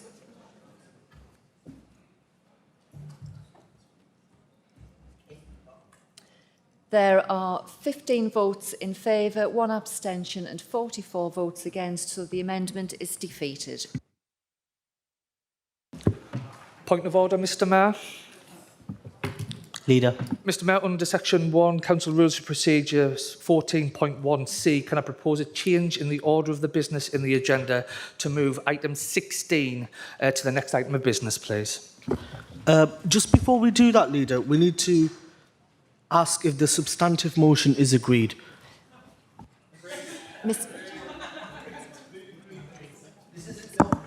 Councillor Crosby, we haven't forgotten you. You wanted to speak. We didn't let you speak. Do you want to speak now? Thank you, Mr. Mayor. I didn't have many points left because it's been debated quite well so far. The only 2 points I had that hadn't been mentioned, first of all, when our bins get overflowing, such as down at the seafront, why not put QR codes on the bins so that members of the public could say this bin is full? Can you come and sort it out? And the other thing was, in some of our areas, antisocial behaviour causes a lot of our littering. We get lots of young people standing, sitting around, throwing cans about and things like that. And we haven't really discussed how we would tackle anything like that. So those were the only 2 points that I felt hadn't been discussed. Thank you. Thank you, Councillor Crosby, for that contribution. So is the substantive motion agreed? Point of order, Mr Mayor. Leader. Section 1, Council Rules of Procedure 14.1c, to change the order of the business in the agenda. Can I move that item 16 to consider the following report is moved to the next item of business, please? Do you have a seconder? Happy to second that, Mr Mayor. Is that agreed?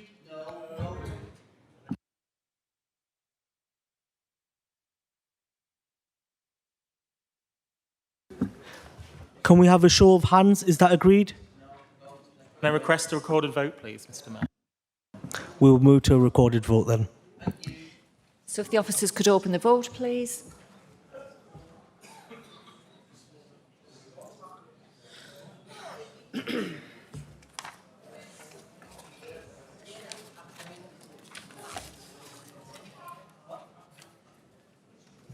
And the vote will be closing now, members.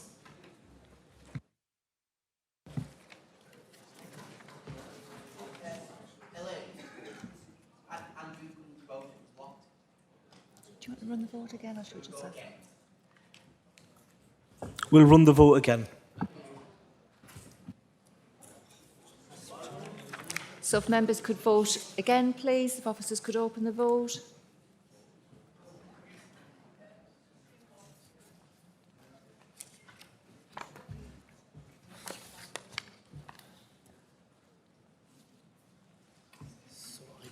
And the vote will be closing now.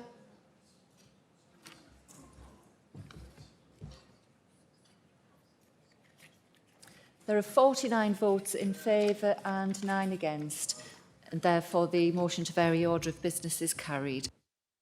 Point of order, Mr Mayor. Could I get some advice on, now that item 16 will be considered next, what happens after that? Does it go to item 17 or back to further down the agenda? Thank you. Mr Mayor, through you, it would go back to the next item. Thank you, Paul Varskin.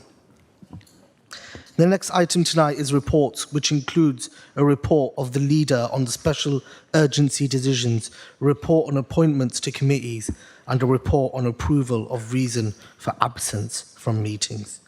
We will take these in turn, starting with the leader's report on special urgency decisions. Leader, would you please move the report?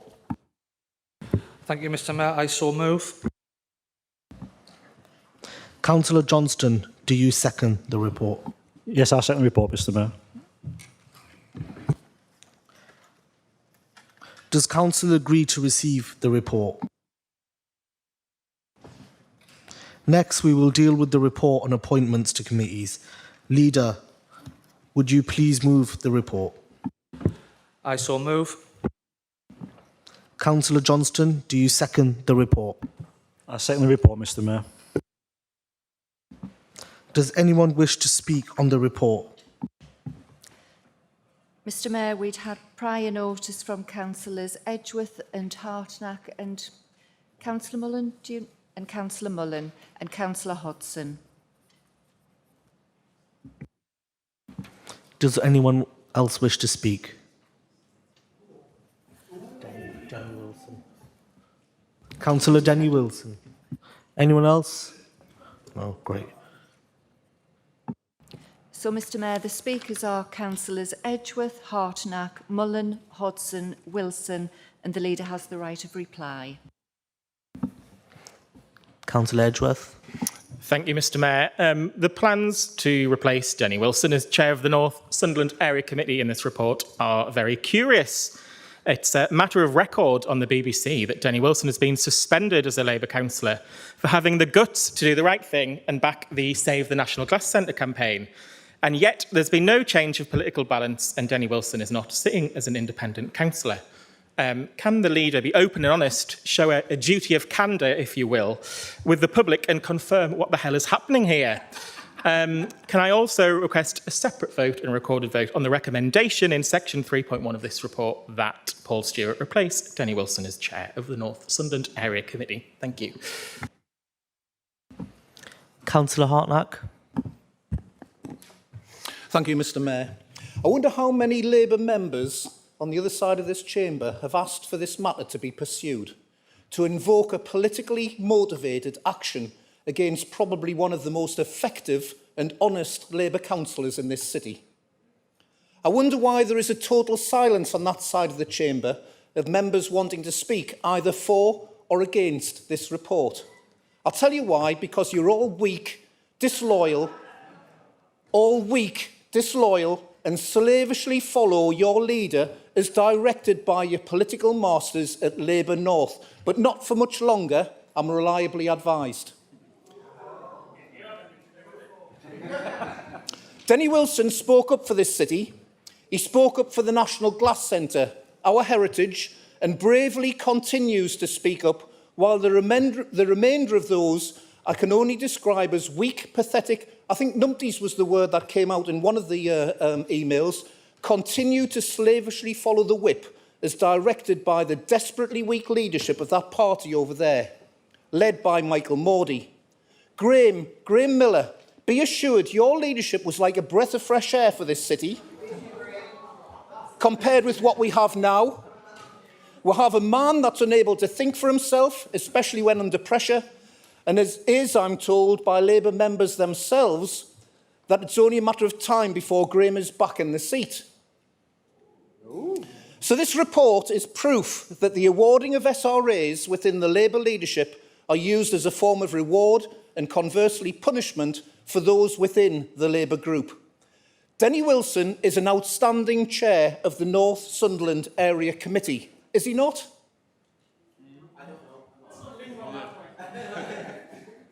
He's united the group and he works extremely well with Stevie Foster to properly support the area. I have nothing at all against Paul Stewart. I've worked very closely with Paul in a previous life in very, very difficult circumstances, and I respect him. But if we're going to literally dismiss Councillor Wilson for merely telling the truth and putting the city before party, then your disgusting party really needs to be exposed for what it is. So let's take a recorded vote on this matter and determine an outcome which hopefully keeps Denny in post as the appropriate chair of the North Sunderland Area Committee. Thank you, Chair.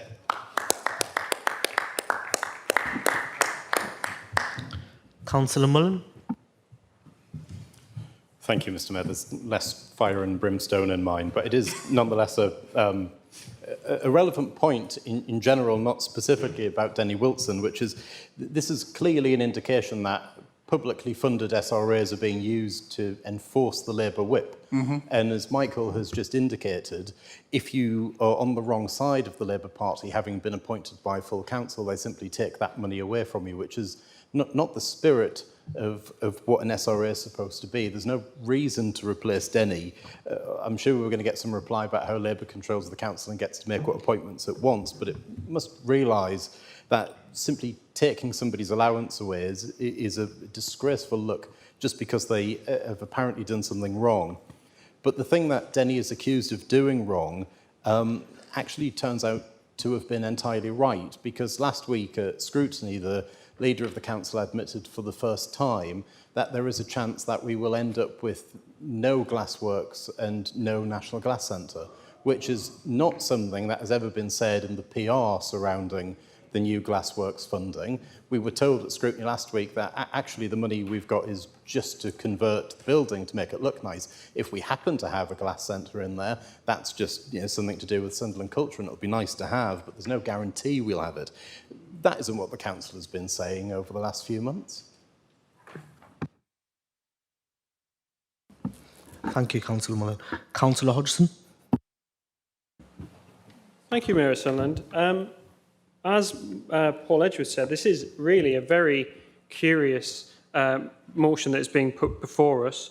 I'm no stranger to being removed from a committee appointment, or indeed placed on one by Michael Mordy. But this one is quite mysterious. There has been a worrying increase in obfuscation under the new leadership of this Labour Party. I think that's because the rules are not coming from Michael Mordy, but they're coming through Michael Mordy from some combination of Keir Starmer and Kim McGuinness. Thank you very much. But Anthony Mullen raised a very fair point, which is something that I've been wondering. is the reason that this is being put before us, and I hope the leader and indeed Denny Wilson will clarify, that Denny is being removed because of his objection to the council's failure to come clean about what is happening with the National Glass Centre, the Northern Gallery for Contemporary Art and the new Glassworks project, and does not, Michael Mordy's words at scrutiny, also explain for us why we've failed to get an answer throughout this meeting to page 7 of the summons, which says that Council had resolved in its last meeting that the Chief Councillor Hodgson, you're Executive veering would away from the prepare a subject of report what we're to be made speaking public about. within the last 6 weeks, which would explain the ownership structure of Glassworks, consider the future of the Northern Gallery for Contemporary Art and the National Glass Centre, and outline the capital and revenue cost of the Glassworks. I think the failure to answer that question and this motion that's before us now are one and the same, and I hope the leader and perhaps Denny Wilson can clarify. Thank you.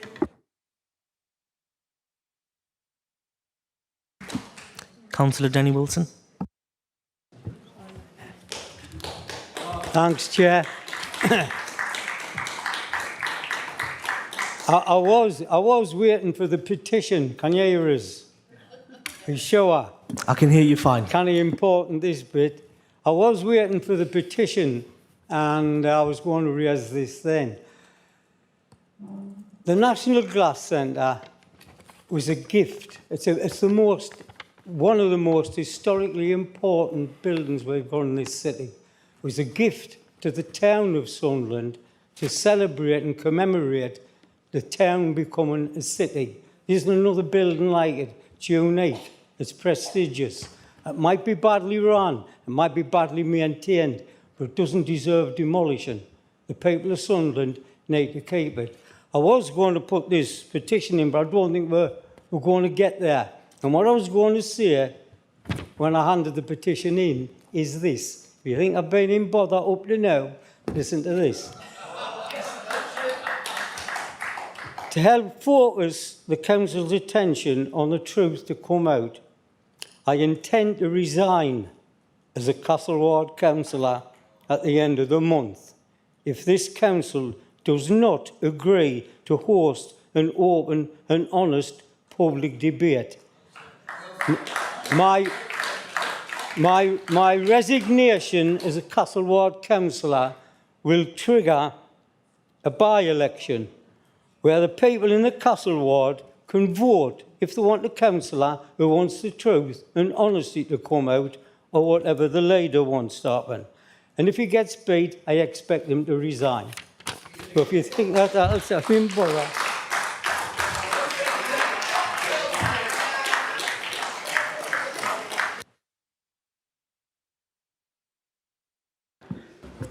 Any amendment needs to be moved and seconded before being voted.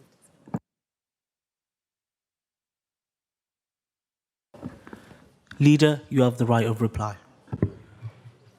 Thank you very much, Mr. Mayor.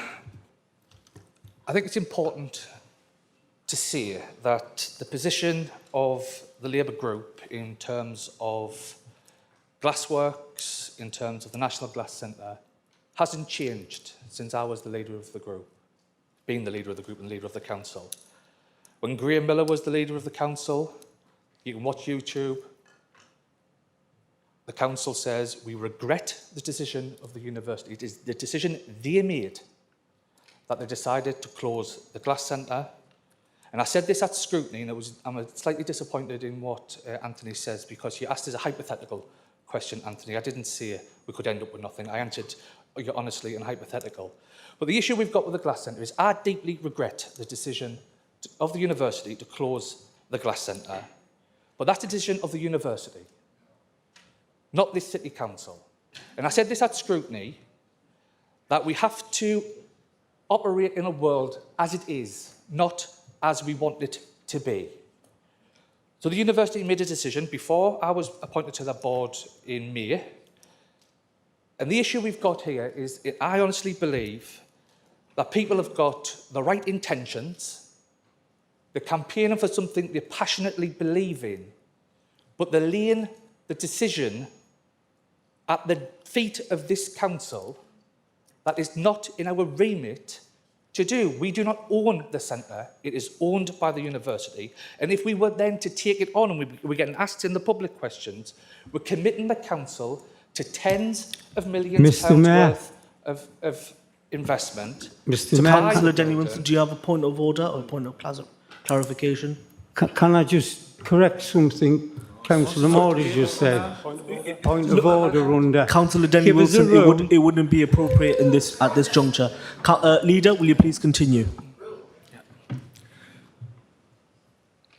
It would potentially leave this council with if we were to buy it or to CPO it, which we can't actually do.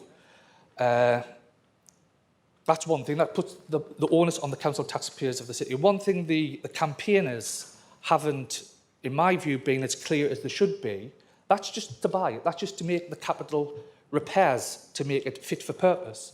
It's running at a significant loss now. That would be borne by the council taxpayers of the city. So I share people's frustrations that it's closing, but as I say, the policy of the Labour group I have inherited has not changed. And I'm disappointed that members of the group who, since I became leader, haven't knocked on my door, haven't sat down and says, Michael, however, I think you need to change. It hasn't been. Councillors, no, Councillor Hodgson, you have to be fair. I'll let you speak. Yeah. You really want to know about this. Yeah. He's the leader of the council. He's given information about this subject that you're really interested in. So I want to hear the response as much as you do. Leader, will you please continue? I've been asked to be candid. I'm going to put the cards on the table. We've had numerous Labour groups where this issue could have been put to the Labour group to debate. Councillor Wilson never once brought it to the Labour group to debate, but just went nuclear at the end, far down the process, where in my view it's too soon, too late to really do anything about it. The university has decided, and I'm really disappointed that we've gotten to this place. But just to correct something, Councillor Wilson is not suspended from the Labour Party, but he was suspended from the Labour group. And I really hand on heart, I've got a lot of time and respect for Denny. When Denny was in trouble with the party before, I was at his side, fighting his corner. I'm really disappointed with the way this has unfolded. But the fact is, we've got a collective responsibility. We decided that, in light of the university decision, we would support Sunderland Culture to drive forward the glassworks. That was a collective decision of the Labour group, and that's the decision we have to abide by, because we all stand for election as part of a political party. The Labour group made a decision. The policy I inherited is what it is now. There's a collective responsibility that we all have to abide by, Mr Mayor. So the report's fully set out, and I'll ask Council to adopt it. Thank you very much, Leader. We will now vote on the report. Thank you, Mr Mayor. If the vote could be opened, please. Yes, through you, Mr Mayor. This is a separate vote on that individual recommendation. Mr Mayor, before we proceed, could I have a little bit of advice on personal clarification? I'm employed by the University of Sunderland, so at this point I want to give late notification and leave the meeting before the vote. And I think Councillor David Snowden may need to do the same. Thank you very much. That is noted.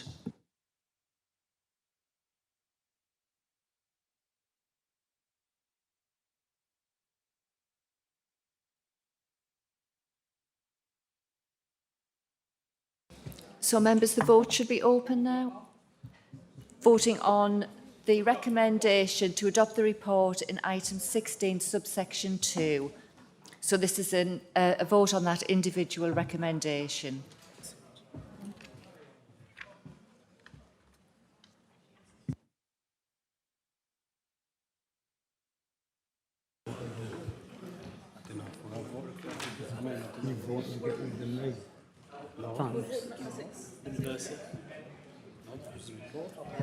Members, the vote will be closing now.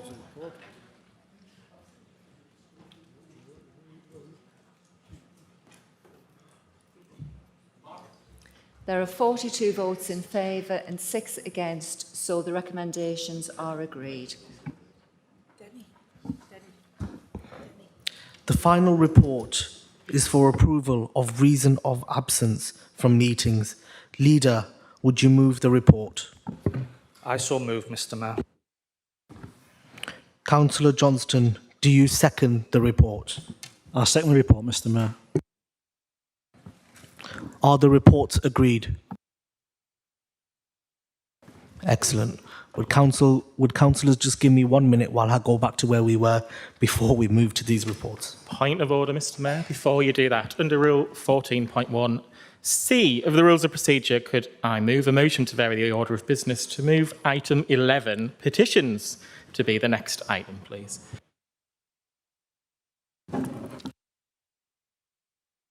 I second that, Mayor Sunderland. Thank you. We will put that to an electronic vote. Thank you, Mr Mayor. So if the officers could open the vote, please.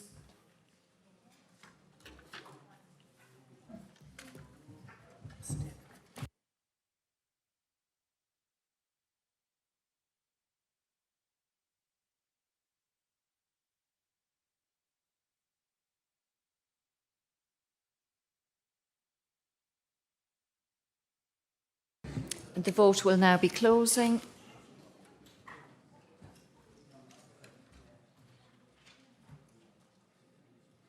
There are 16 votes in favour, 1 abstention and 41 against. So the motion to vary the order of business is defeated. Questions? Point of order, Mayor Sunderland. Councillor Hodgson. Thank you, Mayor Sunderland. I wonder if, so this would be, I think, under the statement about political balance rules, which I think is 1.1.2C, and indeed the Local Government Act, as my colleague helpfully points out. We have been asking for clarification from the Governance Officer about the political balance of the Council. The leader has revealed that Denny Wilson is suspended from the Labour group. Can you clarify, please, why the political balance of the Council hasn't been adjusted? Councillor Hodgson, the matter you raised is not an item on the agenda, so we will not be addressing it at this moment in time.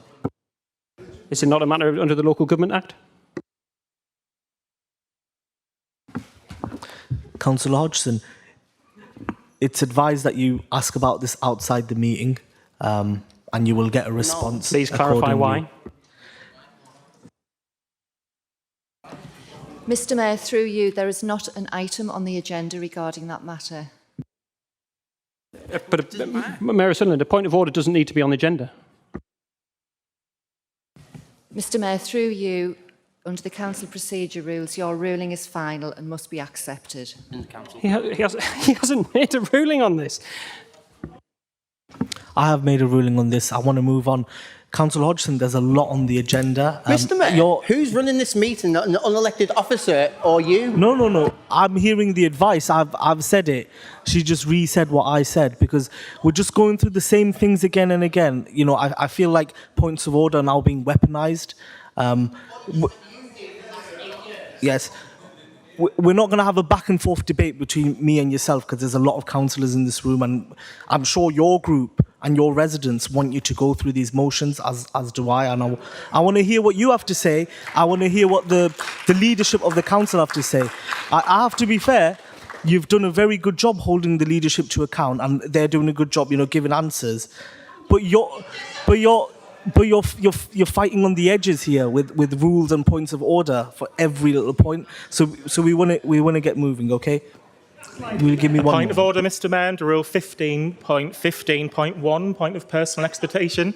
Residents in our wards are asking what is going on with the political balance because somebody in the press and just being confirmed has said they're suspended from the Labour group, but there's been no change of political balance. That's absolutely disgraceful, and it would take 1-2 minutes just to tell us what is going on.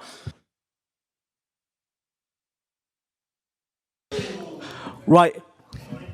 Stephen O'Brien, councillor, that's enough. We're going to move on to the next item, okay?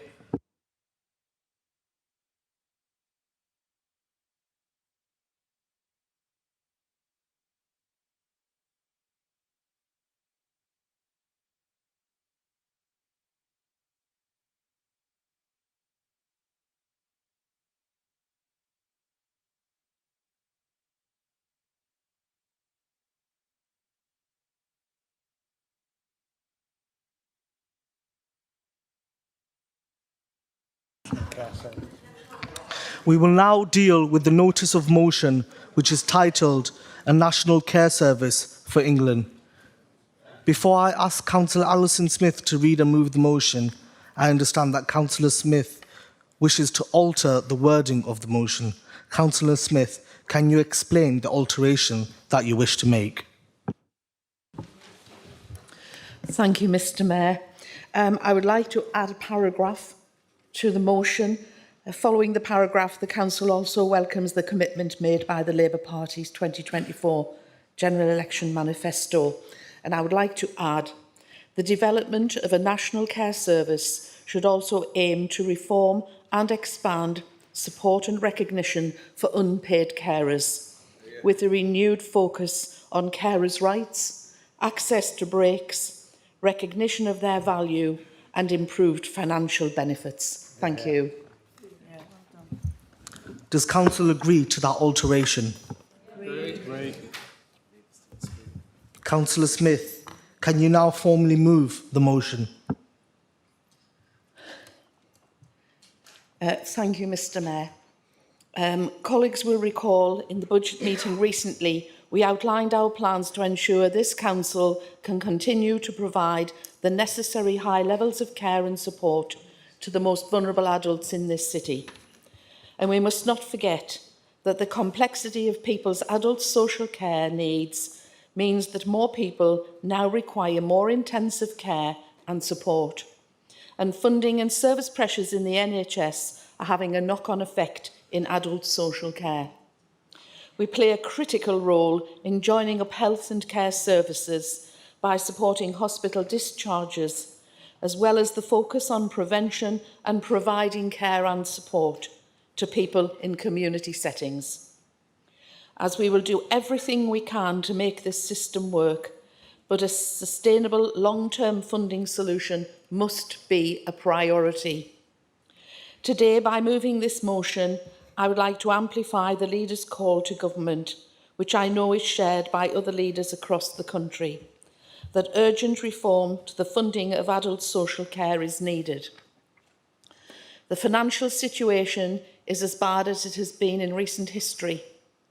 £586 million overspend on adult social care budgets of 23-24, up from £73.66 million in 22-23, the highest level for at least a decade. Last year, 72% of councils overspent on adult social care budgets, with 95% using one-off funding, such as reserves. Councillor Smith, apologies. I think you've gone straight into your speech. Oh, I do apologise. That's absolutely fine. Sorry. We were all enjoying it. No one was. No, I won't. Why was there no point in order then? No, My apologies. That's absolutely fine. It's all the upheaval tonight. I don't know what I'm doing. I understand. You want me to read the actual motion? I That's do apologise. correct. And I won't repeat the speech that I've already done. Just you, follow on. Councillor, you're entitled to say what you want to say. Thank you, Mr. Mayor. Yes. Sorry. But I'd ask you now just to speak the motion and Thank then you very much. bring you in later.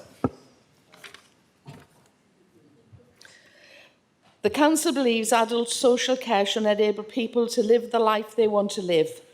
But despite the previous government's commitment to fixed social care, buck passing and intransience by national government has broken this vital public service. The problems in social care are particularly evident in the workforce. Many care staff are paid minimum wage or less for a difficult and skilled job. Some domiciliary care employees do not get paid for their travel time between care visits, while care workers are paid significantly less than the minimum wage for overnight sleep-in shifts. Most care workers do not even have an access to an adequate occupational sick pay scheme, which means they lose significant sums in wages when they are unwell. Meanwhile, this country has been shamed by the exploitation of many migrant care staff who are forced to work excessive hours or pay huge amounts for their training or equipment. Figures from Skills for Care show that there are 131,000 vacancies in the care sector, one of the highest rates in the entire economy. Workforce shortages, poor pay and conditions, and the lack of national direction on social care mean that too many people cannot access the care they need. But there is hope. This council notes the campaign by Unison, the lead trade union in social care, for a national care service in England, for a service which will improve the quality of care for everyone who needs it, support independent living and take a home-first approach, which enables people to recover outside hospital and care homes with the right help, promote public sector and non-profit delivery of care services, have national partnership working, bringing together employers, unions and government in a national partnership, implement a fair pay agreement in adult social care.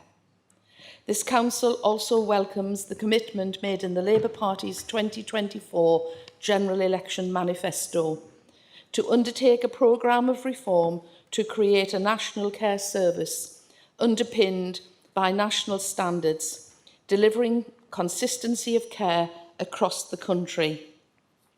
The development of a national care service should also aim to reform and expand support and recognition for unpaid carers, with a renewed focus on carers' rights, access to breaks, recognition of their value and improved financial benefits.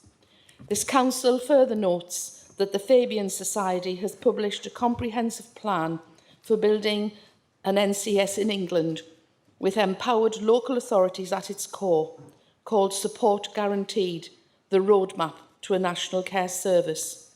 The report states councils should remain in charge of social care, but our firm view is that more nationwide rights, standards and functions are needed for local government to fulfil its adult social care mission.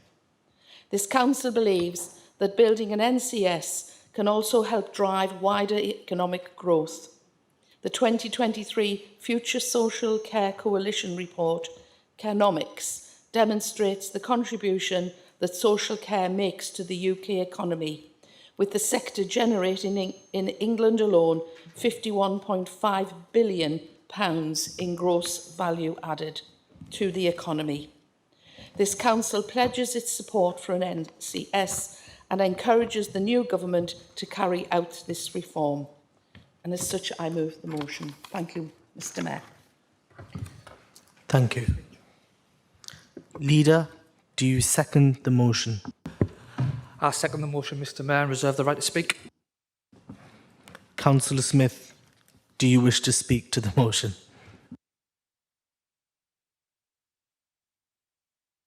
Thank you, Mr. Mayor. I won't put you through it all again. The crisis in social care is significant for those affected and is piling huge pressures on the NHS. Our ageing society means if we do nothing, the cost of care will double in the next 2 decades. The previous government left social care with a staffing crisis and starved councils of the money needed to fund the sector, and I welcome this Labour government's desire to want to finally break the cycle, including their invitation to opposition parties to work together to build a national consensus on the way forward. The first phase of an independent commission on social care, led by Baroness Louise Casey, reports next year and will identify the critical issues facing adult social care and set out recommendations for effective reform and improvement in the medium term, with the second phase reporting by 2028. And I believe this will help build a cross-party consensus on a national care service. By supporting this motion, collectively this council can urge the government to follow through on their manifesto promise, to reform the local funding of adult social care by abolishing the social care precept and covering the real cost of social care on an area needs basis. The social care precept is unfair, particularly on those councils with a low council tax base. A national care service needs to be just that, a national care service, and not a national service funded in part by a local council tax precept.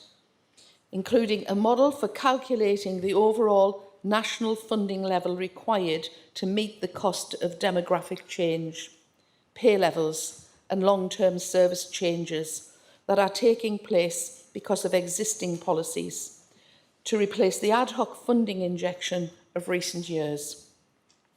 Mr Mayor, here in Sunderland, we could not be more proud of our adult social care workforce. Our amazing teams have demonstrated their significant value throughout the COVID-19 pandemic, the cost of living crisis, and the increasing health inequalities our residents face. We have continued to deliver excellent services through our own Sunderland Care and Support Company and through our extremely valued partnerships with our external care providers. These are the care services that our most vulnerable residents depend on. But we want to invest more in early support and care closer to home. However, the stretched funding available for adult social care means resources must be prioritised towards those people with the most complex needs. We want to create the conditions for adult social care to thrive, and we want to invest in the adult social care workforce. Mr Mayor, social care has been ignored and neglected for years. People who rely on care cannot live the life they want because the system is broken. The current fragmented care system is unfit to meet the needs of the public, and it's time for radical change. Social care should become part of a nationally recognised institution which can respond to the needs of older and disabled people, improving and enriching their lives. We want to see a national care service that gives access to quality care for all those who need it and is focused on providing world-class social care, has long-term and adequate funding for a high-quality care service and a proper workforce plan. Mr Mayor, the Labour government was elected on a manifesto commitment to undertake a programme of reform to create a national care service underpinned by national standards, delivering consistency of care across the country.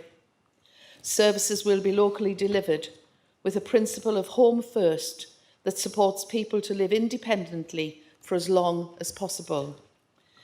Mr Mayor, obviously I welcome the Chancellor's announcement in the recent spending review of the increase of over £4 billion of funding available for adult social care in 28-29 compared to that of 2025-26.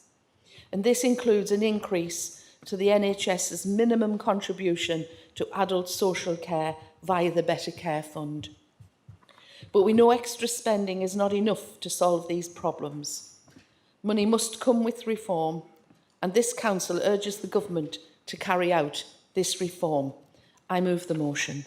Thank you.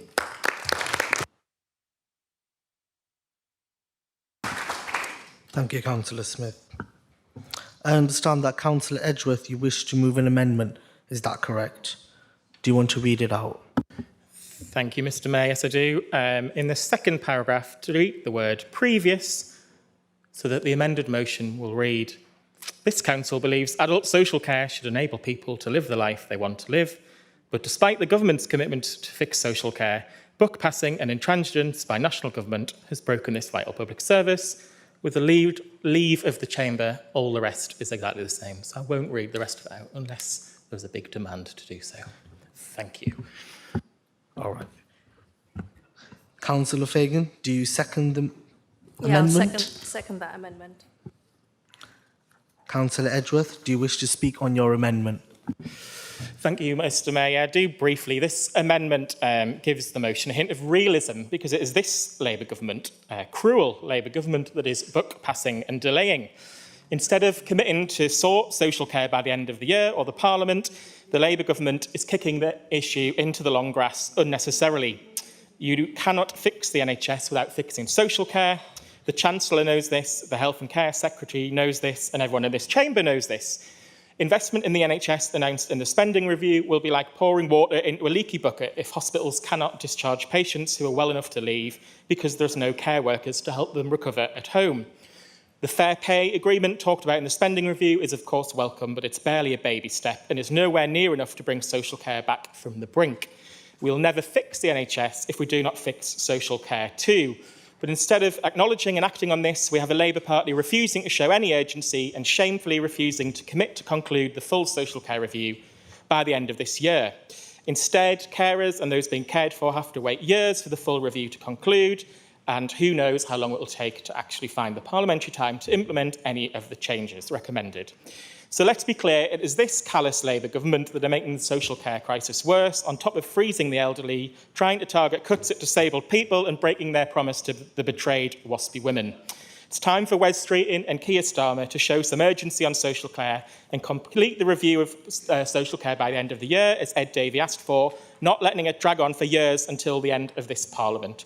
So please support the amendments so we recognise that this Labour government is to blame for kicking the can down the road again when it comes to social care. Thank you, Mr Mayor.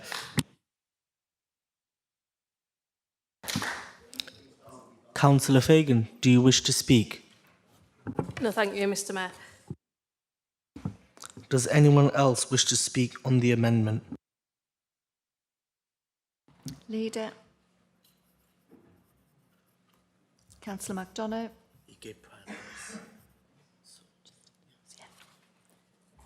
So, Mr Mayor, the speakers are the Leader, Councillor MacDonough, and there is a right of reply to Councillor Edgeworth.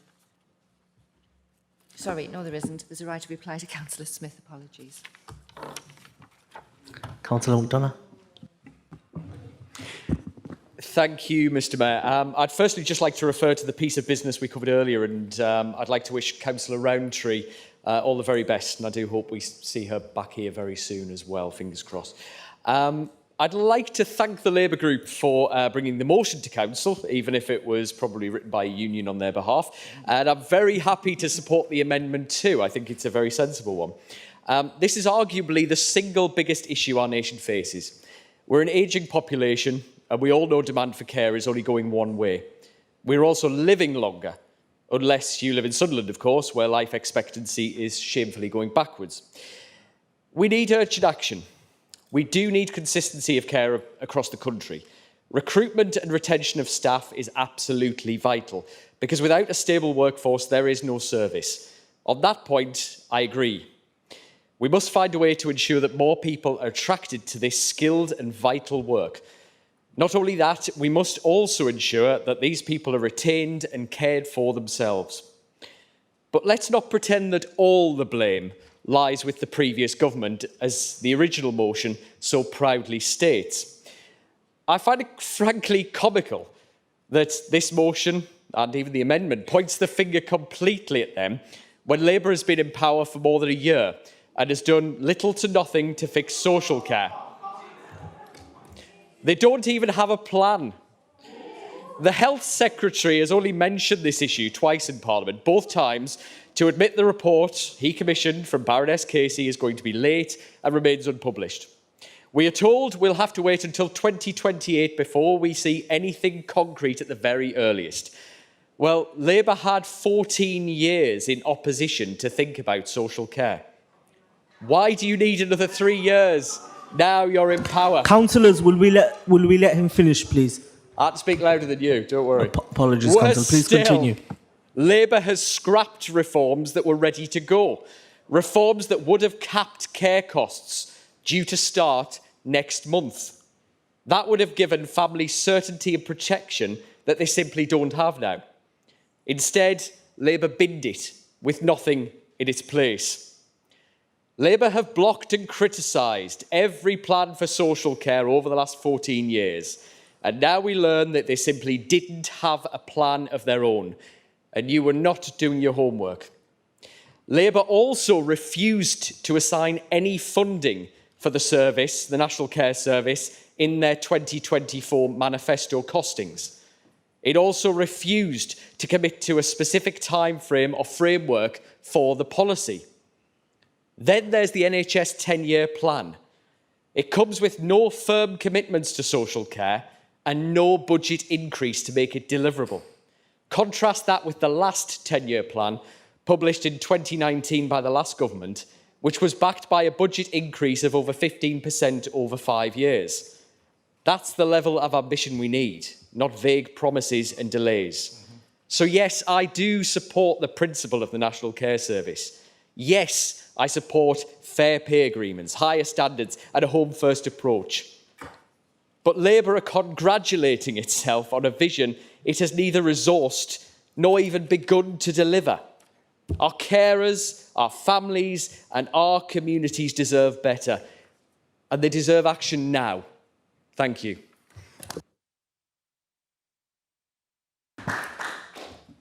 Councillor Michael Modi. Thank you, Mr Mayor. I've normally got a lot of time for Dominic, but that was just complete and utter delusion. The fact that the previous government had 14 years to solve this problem, they expect us to do it in 14 months, is laughable. But the last contribution is systematic of this debate.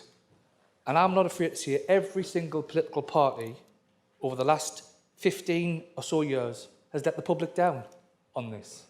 Because this issue has become such a political football, it is difficult to get anything through Parliament. We've had death tax on one side, dementia taxes on the other side, each party trying to weaponise the issue to win the next election. To solve this issue, we need to put the rhetoric from Councillor McDonagh aside, sit round a table as grown-ups across all political parties and come to a political consensus that lasts a general election on this issue. Otherwise, we're going to completely fail the people of this country who demand this gets sorted out. It's in their interest that care needs sorting. We all know the financial pressures it's placing on local authorities. 73% of what we spend as a council is spent providing adult social care and children's social care. The system needs reforming, and I think it's about time we all put the rhetoric down and start working together in the national interest to solve this issue. In terms of the amendment, I think we're going to vote against the Lib Dem amendment because the addition that Councillor Smith put in my view, sufficiently covers that off. But this issue needs resolving, and if the Labour government was to come forward tomorrow with a plan, the parties opposite would rip it apart and it would become another political football. We need the time to get in a room together to come up with a plan, and I hope to God the Casey review is the first step on that journey, and I will hold my side of the House accountable for that, because for too long we've let the country down on this and it needs to end. Thank you, Madam Mayor. Mr Mayor.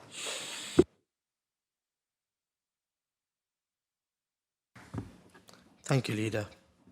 Councillor Smith, you have the right of reply. Thank you, Mr Mayor. There's just 2 points I want to make. Firstly, I was concerned to hear the workforce of our adult social care being advised that we weren't providing the best service that we could. I referred to them during the speech. They are doing an outstanding job in very difficult circumstances, and the people in Sunderland get the very best of care through the workforce and their providers. And secondly, the very last point of my speech said it recognised some of what you were saying, and I asked that this council urges the government to carry out this reform. Thank you very much, Mr Mayor.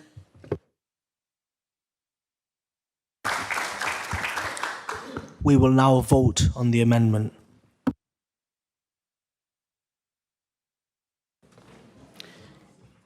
Thank you, Mr Mayor. So if the officer could open the vote, please. And this is a vote on the amendment moved by Councillor Edgeworth.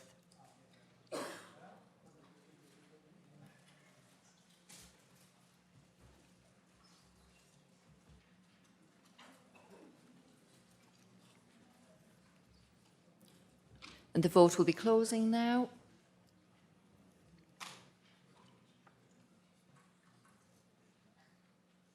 There are 16 votes in favour and 43 against, so the amendment is defeated.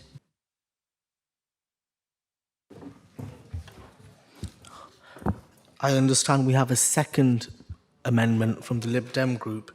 Councillor Gibson, You've indicated that you want to move an amendment. Is that still the case? And Councillor Stephen O'Brien, do you wish to second? Yes, I do. Okay. Councillor Gibson, will you speak to the amendment?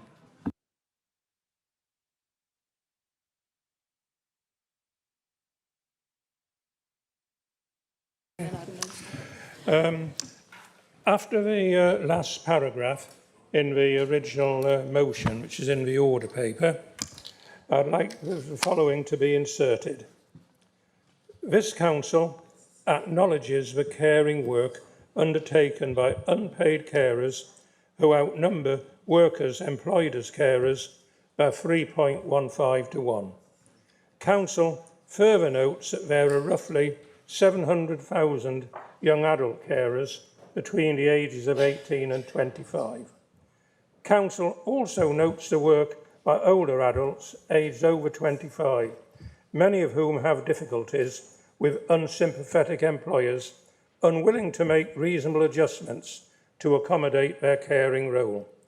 There are many recorded examples of discrimination, such as being denied promotion, subject to undue pressure and abuse. Since the passing of the Equality Act 2010, there has been a partial remedy, which is to prove discrimination by association on the grounds of disability. Unfortunately, this may be hard to prove, is expensive, time-consuming and stressful.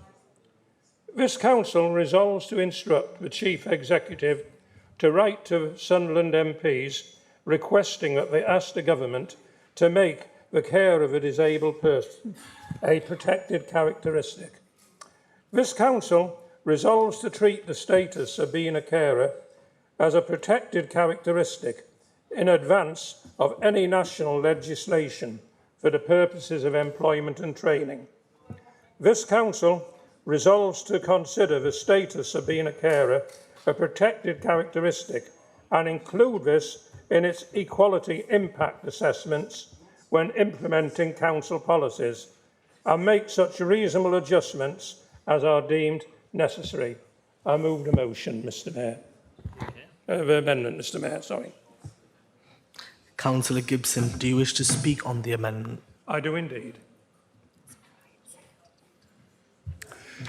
The original motion focused on caring work undertaken by paid employees. As amended by Councillor Smith, it did make some mention of unpaid carers. I'd like to say that our group rather liked the motion, and we haven't deleted anything from the original motion. What we're doing is we're adding to it and clarifying and strengthening it in places. In fact, we're trying to fulfil the intention of the original motion. We agree a national care service should greatly improve their pay and condition. The improvements hopefully will boost recruitment and lead more people being able to access the care they need. Certainly, access to care of the right quality for everyone that needs it is an excellent goal, which no one, I think, can disagree. But as I say, the original motion tended to over-focus perhaps on paid employees and makes only passing reference to unpaid carers. There are approximately 6.5 million people in the UK who are carers, of whom over 700,000 are classed as young, unpaid carers. In 2023-24, nearly 54,000 pupils were classified as carers in the school census. In Sunderland, 100 children have been identified as carers. The problems children face are so complex as to be worthy, I think, of a motion at a future meeting in its own right. Adult carers and young adult carers aged 18 to 25 encounter many problems trying to balance the demands of work and caring responsibilities. It's both a gender and an age issue. 58% of adult carers are women, 42% are men. Carers are spread across the adult age range, but the largest group at age 55 to 59, probably when a parent or spouse or partner become too infirm to look after themselves. The numbers tail off after that due to the dependent person dying or being institutionalised. Some employers are unwilling to make reasonable adjustments or accept flexible working, even when it's possible. In some cases, it results in deliberate discriminatory acts, denying promotion, pressurising them to put their loved one into care, making working life so difficult and unpleasant that the carer gives up work. Before 2010, there was no legal redress unless the employee could prove discrimination due to a protected characteristic, such as race or gender. If they didn't have that protected characteristic, well, tough. In 2008, the case of Coleman and Attridge Law in front of a Court of Justice of the European Union introduced the concept of direct discrimination on the grounds of disability. In Coleman's case, her infant son's disability. The Equality Act 2010 incorporated that ruling into UK law, a truly massive advance. But A, discrimination by association is hard to prove. B, legal action is expensive, time-consuming and stressful to someone under pressure, maybe on the edge of a breakdown. C, the expense makes legal action for many impractical. Even if they're members of a trade union, the sheer cost of it could end up draining union funds. The problem is especially acute for young workers and non-unionised workers. The amendment, A, seeks the support of our MPs in making the care of a disabled person a protected characteristic. B, the Council will, in advance of any national legislation, treat being a carer as a protected characteristic for employment and training purposes. It already does that for young people in care or leaving care. Being cared for and being a carer are basically two sides of the same coin. And during our lifetime, most of us will, at some stage, be in both categories. C, that as a protected characteristic, it is included as a factor in equality impact assessments and to make reasonable adjustments where necessary. I commend this motion. It doesn't detract from the original motion at all, not in the slightest. In fact, it strengthens it considerably. I so move, Mr. Mayor. Thank you.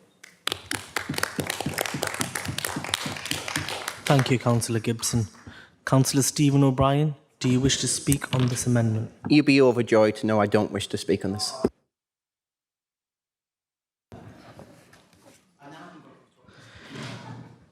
Does anyone else wish to speak on this amendment? Point of order, Mr. Mayor. Under the Rules of Procedure 15.7.1. Can I seek some clarification from yourself and from the Monitoring Officer? Although I think the gist of what Councillor Gibson was saying there is right. I believe, I seek your opinion on, does it negate the original intention of the motion? It talks about the Equality Act, and it's a new motion being inserted inside of a motion around the National Care Service. So can I seek some clarification on that from yourself, Mr. Mayor? Thank you, Leader. Would you just give me a minute or two while I seek clarification?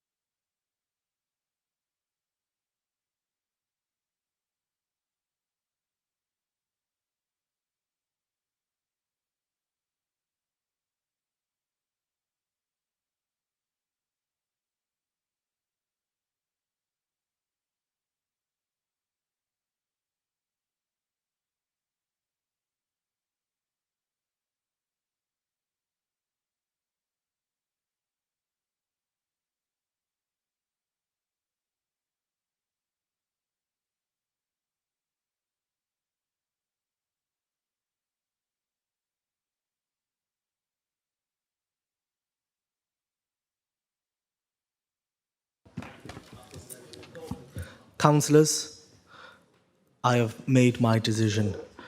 I do believe your amendment was very borderline. You are very close to the edge, but on this occasion, we will allow it to go forward.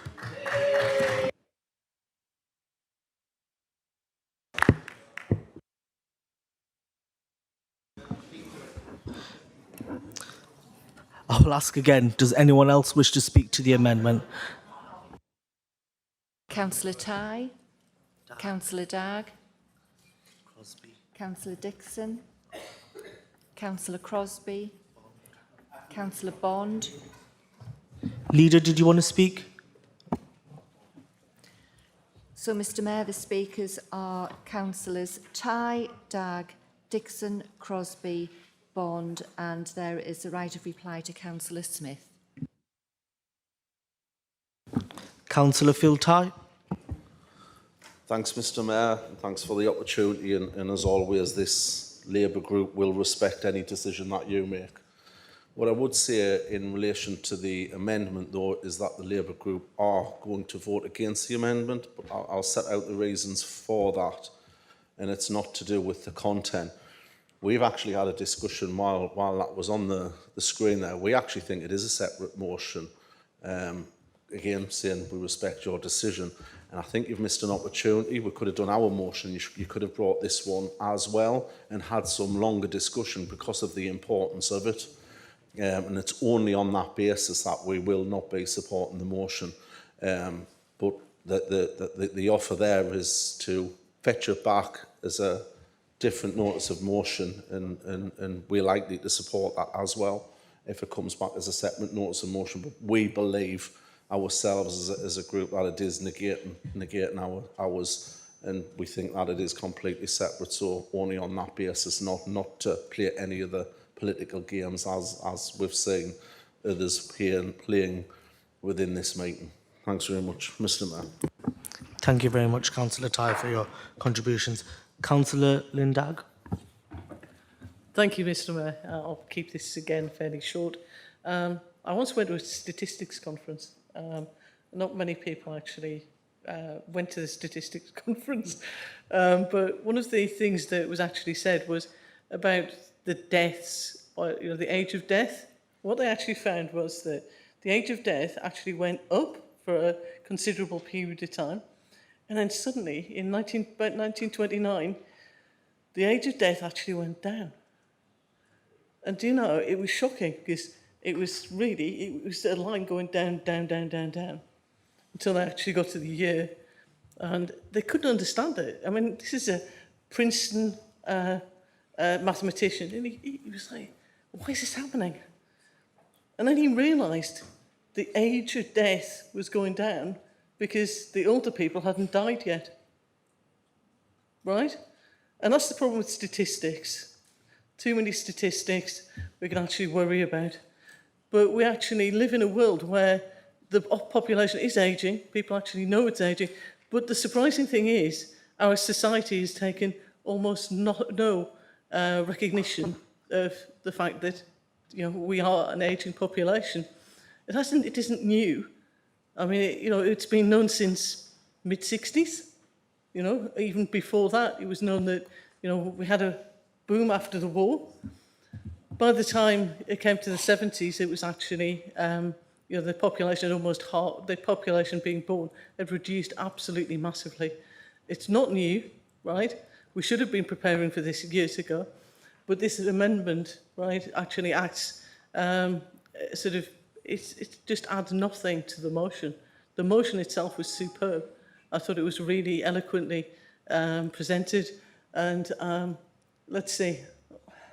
I'm not an expert on equalities, right? I'm not an expert on the Equalities Act, but actually creating a new protected class, I would have thought would actually have been something that would have actually been something like the Court of Human Rights, rather than this council.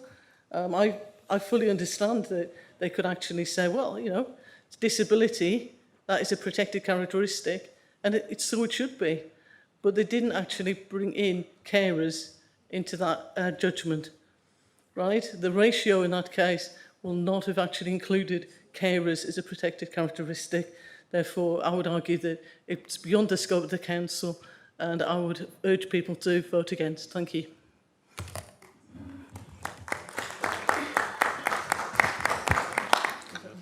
Thank you, Councillor. Councillor Dixon. Thank you, Mr Mayor. First of all, I'd like to say thank you to Councillor Butler for his respectful gesture earlier in this meeting, which is much appreciated. I think mutual respect is something that's perhaps lacking a little bit. And I would like to extend that by saying that I think one of the most sincere councillors here in the council chamber is Councillor Paul Gibson. Now, Paul and I were at a meeting last week. It was the East Area VCS meeting at the St Michael's Community Centre. There was lots of people there, and there was a speaker talking about the very thing that he was referring to this afternoon. Whilst there might be 15 clause 2, and Phil Tice mentioned it doesn't quite fit this and that, I think the message that we could give out as a full council, a better message, would be to support this amendment, because I think that it brings forward many issues sincerely felt by Councillor Gibson. So as Conservatives, I'm not the group leader, but as far as we're concerned, we will be supporting it. And I would urge every other council member on the other side, put aside all the technicalities, and we'll look at it another day and just put a message out tonight and support it. Thank you.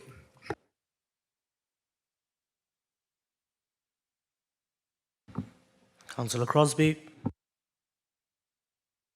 Thank you, Mr Mayor. Paul and I have both been carers in the past, so we felt with the original motion that the role of unpaid carers wasn't really mentioned there, and we felt this was a great lack. So I want to stress how important it is to recognise the essential role played by unpaid family carers in our communities. These are the husbands and wives, daughters and sons, siblings and friends who step in every day to support someone they love. Some are children or young people, others are juggling full-time jobs, studies or their own health issues. Their care is not supplementary, it is often the foundation without which formal services would struggle to cope. I was one of those unpaid carers when my mum was in a wheelchair and she lost the use of her hands completely. We do it for love, not for pay. To omit them from our formal recognition risks reinforcing a narrative that care only begins when it is paid for or delivered by professionals. That is simply not the reality. Unpaid family carers provide the majority of care in this country. They are managing medications, arranging appointments, handling finances, and providing round-the-clock emotional and physical support. This work often comes at great personal cost, financial, emotional, and physical. They deserve to be named in our policies, supported in our strategies, and valued in our public community. We need to speak inclusively about where care happens in our city. Many carers are not formally trained or paid, but are nonetheless indispensable. We should consider their needs and contributions when shaping our services, support systems and expectations. If we are serious about building a compassionate and responsive care system, we cannot afford to overlook those already giving so much of themselves. I urge members to acknowledge these invisible pillars of our care community. Thank you.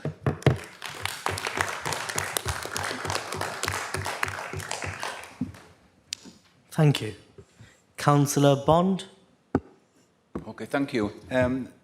Just a small point, really, and it isn't. It's peripheral to the whole motion, but the central theme, that, as far as I can see it, is there's been a big miss on this motion. There's no mention of the 30 to 40% of the population who have to pay for all of their own care. And we've touched on those who work in the service, and we've touched on the care of those who get help because we want to improve the situation. But I think a lot of those people who are paying for their own care are these same people. They actually don't. They might have modest savings of over £23,000 is what it is, and that they want to pass on to two or three children, you know, £5,000 or £6,000 each. But because they have to pay for their own care, they completely devalue the rest of their lives. You know, these are often people sort of my age, basically, that basically there should be a system in place that affects, if this is going to be a national care service, it's got to help also the 30 to 40% of the people who pay for all of their own care. Okay, thank you.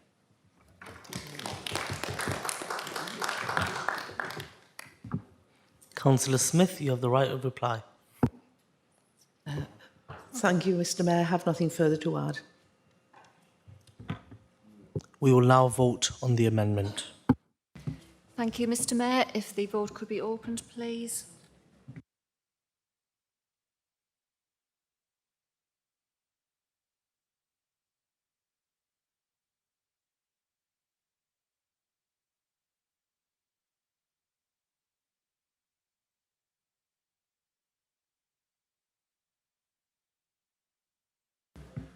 And the vote will be closing now.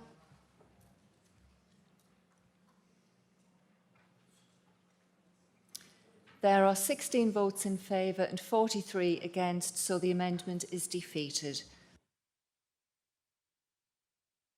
Point of order.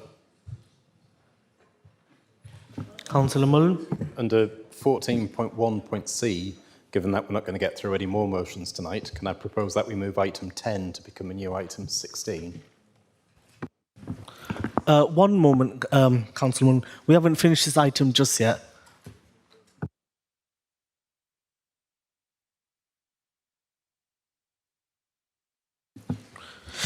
Does any member wish to comment further on the substantive motion?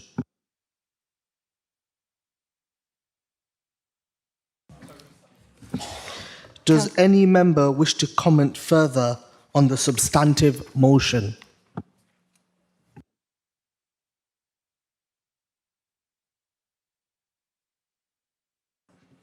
Oh. Councillor Heron, Councillor Newey. Councillor Tobin. Was Heron first? Yeah. So the speakers are Councillors Heron, Newey and Tobin. Councillor Heron. Thank you, Mr Mayor. I'm delighted to support this motion, recognising years of campaigning by my trade union, Unison. And to the Unison members in the room, re-elect Christina McAnear as General Secretary. I would like to run through some of the benefits that this would bring. The National Care Service would benefit not only the public, but workers in the care sector, who are some of the lowest paid workers in the country. And the care sector has been identified by the Gangmasters and Labour Abuse Authority as a sector where there is a high risk of labour exploitation, including more severe forms such as modern slavery. You can find out more about this on the Local Government Association website. When the rules were eased by the Conservatives in 2023, visa rules, were eased by the Conservatives in 2023, modern slavery surged in social care, an increase of over 1,000% for 2 years. This has been tackled now by the Labour government, who are introducing the National Health Service procurement, slavery and human trafficking regulations. So establishing a National Care Service will bring benefits not only to those who desperately need social care services, but some of the most exploited workers in the country. And I would like to take this opportunity to promote awareness of Anti-Slavery Day on the 18th of October 2025. Thank you, Councillor Heron. Councillor Newey. Thank you, Mr Mayor. Just briefly on this as a trade unionist. Point of order, Mr Mayor. Under Rule 15.12.1, that the question be put now. I think we've heard it. It's been a riveting debate, but there's other important business to be had. I completely understand, but because there's only two more speakers, I'll just let them finish. But I'd ask councillors just to keep that in mind, that the meeting is coming to an end, so we just get to our point quickly. Councillor David Newey. Thank you, Mr. Mayor. I will keep it brief in that case. As a trade unionist, I just wanted to add weight to this motion, how important it is to pass it and to urge the government to act on it today. Because of the nature of the work that is being taken on by care workers. I also just wanted to draw attention to migrant care staff. As a trade unionist, I work closely with migrant care staff who, as it's been previously pointed out, are being exploited day after day, shockingly. And I've heard testimony from many of those staff of how they are forced into excessive hours, made to pay huge sums for training and equipment, some of them sleeping rough, and paying huge fees to rogue employers to try and get work for a sponsorship visa. So this amounts to modern day slavery, and I think it's important to comment on that. The government bringing forward a fair pay agreement and a national care service, they should also look at visa sponsorship rules that tie migrant workers to exploitative employers. So on that basis, I urge Council to support this motion. Thank you, Mr. Mayor. Thank you. Councillor Fiona Tobin. Thanks, everyone. I will be brief. Thank you, Mr. Mayor. I just want to say that I think, as well as it being about, it makes sense economically, as was demonstrated in the original motion. It's not just about economics. It's about values. And supporting this motion shows that we do, as a society, truly value care.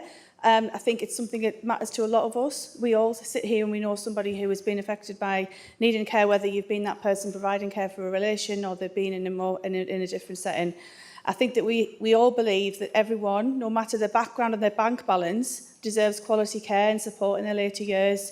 By supporting this motion, we send a clear message that, yes, we do. We stand with care workers, we stand with unions and with people who rely on dignified care every single day. I urge you to back this motion. Thank you. Thank you so much. I now ask if the substantive motion is agreed. Excellent. Point of order, Mr. Mayor. Under section 14.1c of the Council Procedure Rules, can I propose to change the order of the business in the agenda to move item 14, the report of the Cabinet, to the next item, please?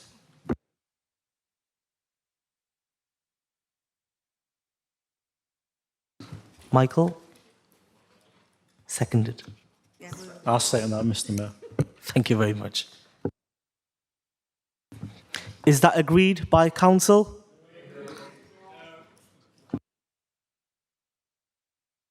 Can we do a vote?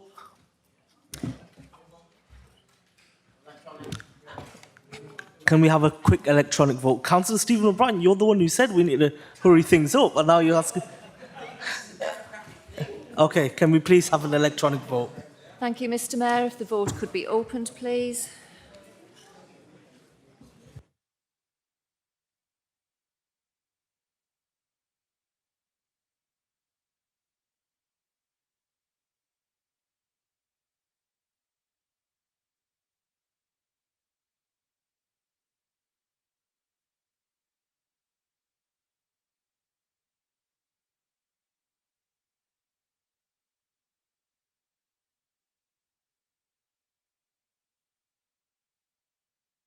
The vote will be closing now, members.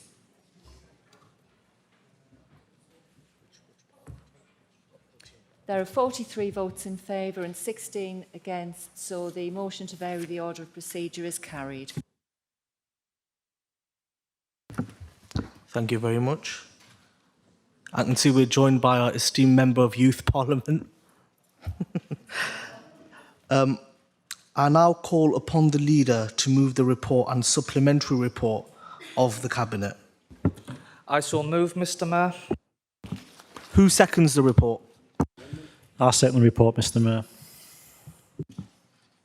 Leader, would you like to speak to the Cabinet report?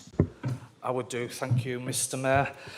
Mr. Mayor, the two reports before us this evening are two very important reports. One, the Corporate Plan 25 to 28, sets the corporate plan for this council, how we're going to meet a number set of criteria, which is fully laid out in the report. I would like to thank my Cabinet colleagues for all their help and support and the officer team for drafting this. I'd also like to thank the members of the Scrutiny Coordinating Committee for a very informative session when we took it through the Scrutiny Committee. It's fully laid out, Mr Mayor, but I think it is a really important document for us to put down in black and white, as it's been asked for a couple of times today, what we intend to do for the city, so we can be held accountable, but we can also be clear on what our priorities are for the city. The second item, Mr Mayor, is the approval of the Community Safety Plan. This is very key and close to my heart, tackling antisocial behaviour and the issues that affect all of our constituents is a real priority for this Cabinet, and the Deputy Leader, as portfolio holder for this area, has led on this work. Again, I would like to thank the Scrutiny Coordinating Committee at its meeting on the 11th of September. Absolutely take on board the points that were raised at the Scrutiny Committee, and we will endeavour to incorporate them into future work. But this issue is often highlighted by members of the public, and this Labour group stands committed to addressing these issues, working with our partners. We've seen that in the rollout of the new hubs, the one in Hendon, the one in Concord, the one in Pennywell, in addition to the city centre and the Sarah and Sale projects. But we will always do more, and we will always do what we can within the budgetary envelope that we have. But to see it's fully set out, and I'm happy to answer any questions that members may have, Mr Mayor. Thank you very much, Leader. Councillor Johnston, do you wish to speak now?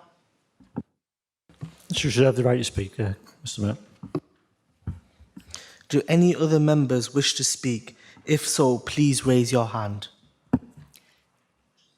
Councillor Hodson, could you clarify which item that is on, please? It's on the first item, the city plan, corporate plan.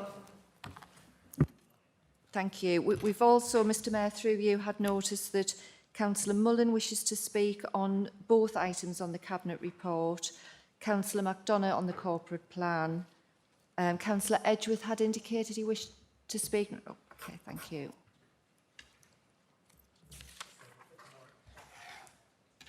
So, Mr Mayor, the speakers on the first item are Councillors Hodson, Mullen and MacDonagh, and Councillor Mullen would also like to speak on the second item, and the Leader has a right of reply.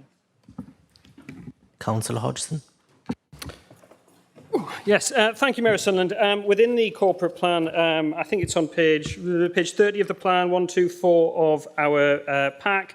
It talks about the forthcoming revenue expenditure plan from 2025 forwards, in particular the 13.9 million on cultural and related services, which gives me cause to refer back to page 7 of today's meeting pack. I would be grateful if, as part of this corporate plan, the Leader could clarify the detailed report that we're waiting to hear from the Chief Executive regarding the ownership structure of Glassworks and the outline and capital revenue costs of making Glassworks Sunderland, which we were promised from the last meeting. That certainly does seem relevant to the culture and related services budget outlined here, and I hope we can get some detail on when we'll be receiving it. Thank you.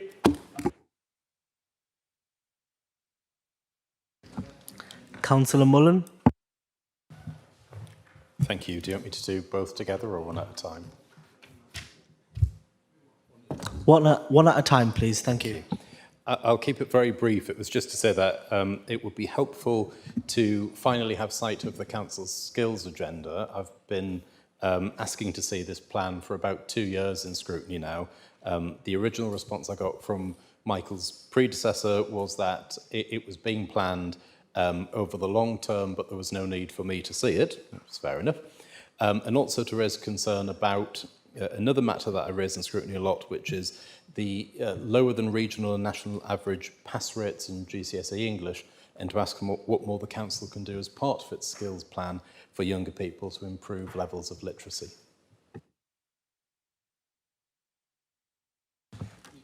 Councillor MacDonagh. Thank you, Mr Mayor. Yes, 2 questions. Firstly, would the Leader of the Council like to comment on the shocking fact that over the last 5 years, life expectancy has actually fallen in the city? People are going to die earlier, despite the millions poured into health projects in the city. And to be blunt, they appear to have had zero effect. And what will you be doing differently going forward, as this is mentioned as a KPI in the corporate plan? as it was in the last one. And secondly, as of 2025, this council is carrying a £536 million debt. That equates to around £1,907 per resident. Alongside that, the accounts show long-term liabilities and provisions of £688 million. And can the leader please outline how we plan to reduce these dangerous debt levels?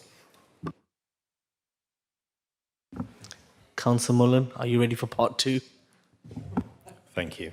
I think I speak on behalf of you as well, Mr. Mayor, when I say this, even though you're not able to make contributions yourself. But I want to start by thanking Michelle Coates, Neil Corner and Greg Little for the work that they've been doing in Barnes recently, particularly around the newly emerging crime hotspots that we have. All three of the Barnes councillors have worked closely with residents and are grateful to the team for what they've been doing for us, including the additional resource that we've been receiving.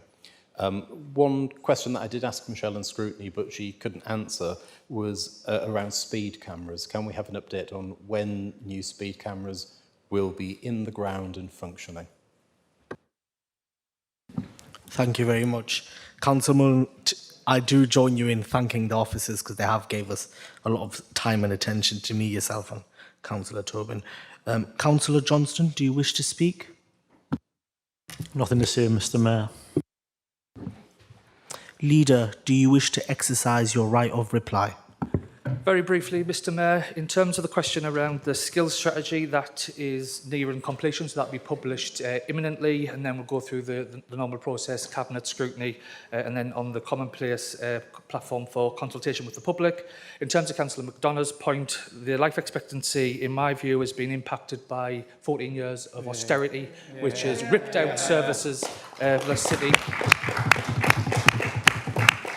And this Labour government, working with this Labour Council, will do everything within our power to readdress that downward trend by investing in working class communities and working people, Mr. Mayor. In terms of the comment around the debt, absolutely disagree. I think this council is a well-run financial institution, and the debt that we have is borrowing to invest for the city. So I don't see it as debt, I see it as the outcome of investment that this Labour Council has made to secure the long-term prosperity of this city. And in terms of speed cameras, I can give you an assurance, Councillor Leonard is working at pace, as quick as he can, to push the lead local authority on this to get some action on this, because I've said it at the last meeting, I'll say it again, I am deeply disappointed with the slow pace that this project is. So Councillor Leonard, as our portfolio holder, is pushing as fast as he can. So as soon as I get an update, Anthony, I'm more than happy to share that with Council. But I did want to put it on record again how disappointed I am that this hasn't come forward as quickly as I would have liked. Thank you, Mr. Mayor.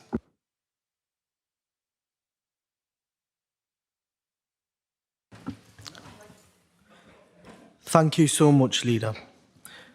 Do you accept the report of the Cabinet? Do you want to put that to a vote?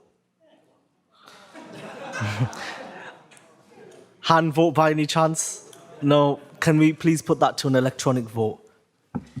Thank you, Mr. Mayor. If the officers would open the vote, please.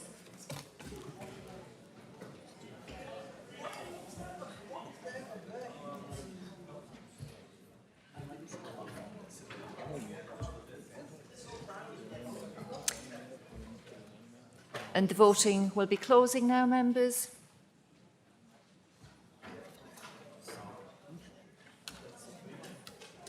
There are 41 votes in favour, 3 abstentions and 6 votes against, so the Cabinet report is approved and adopted.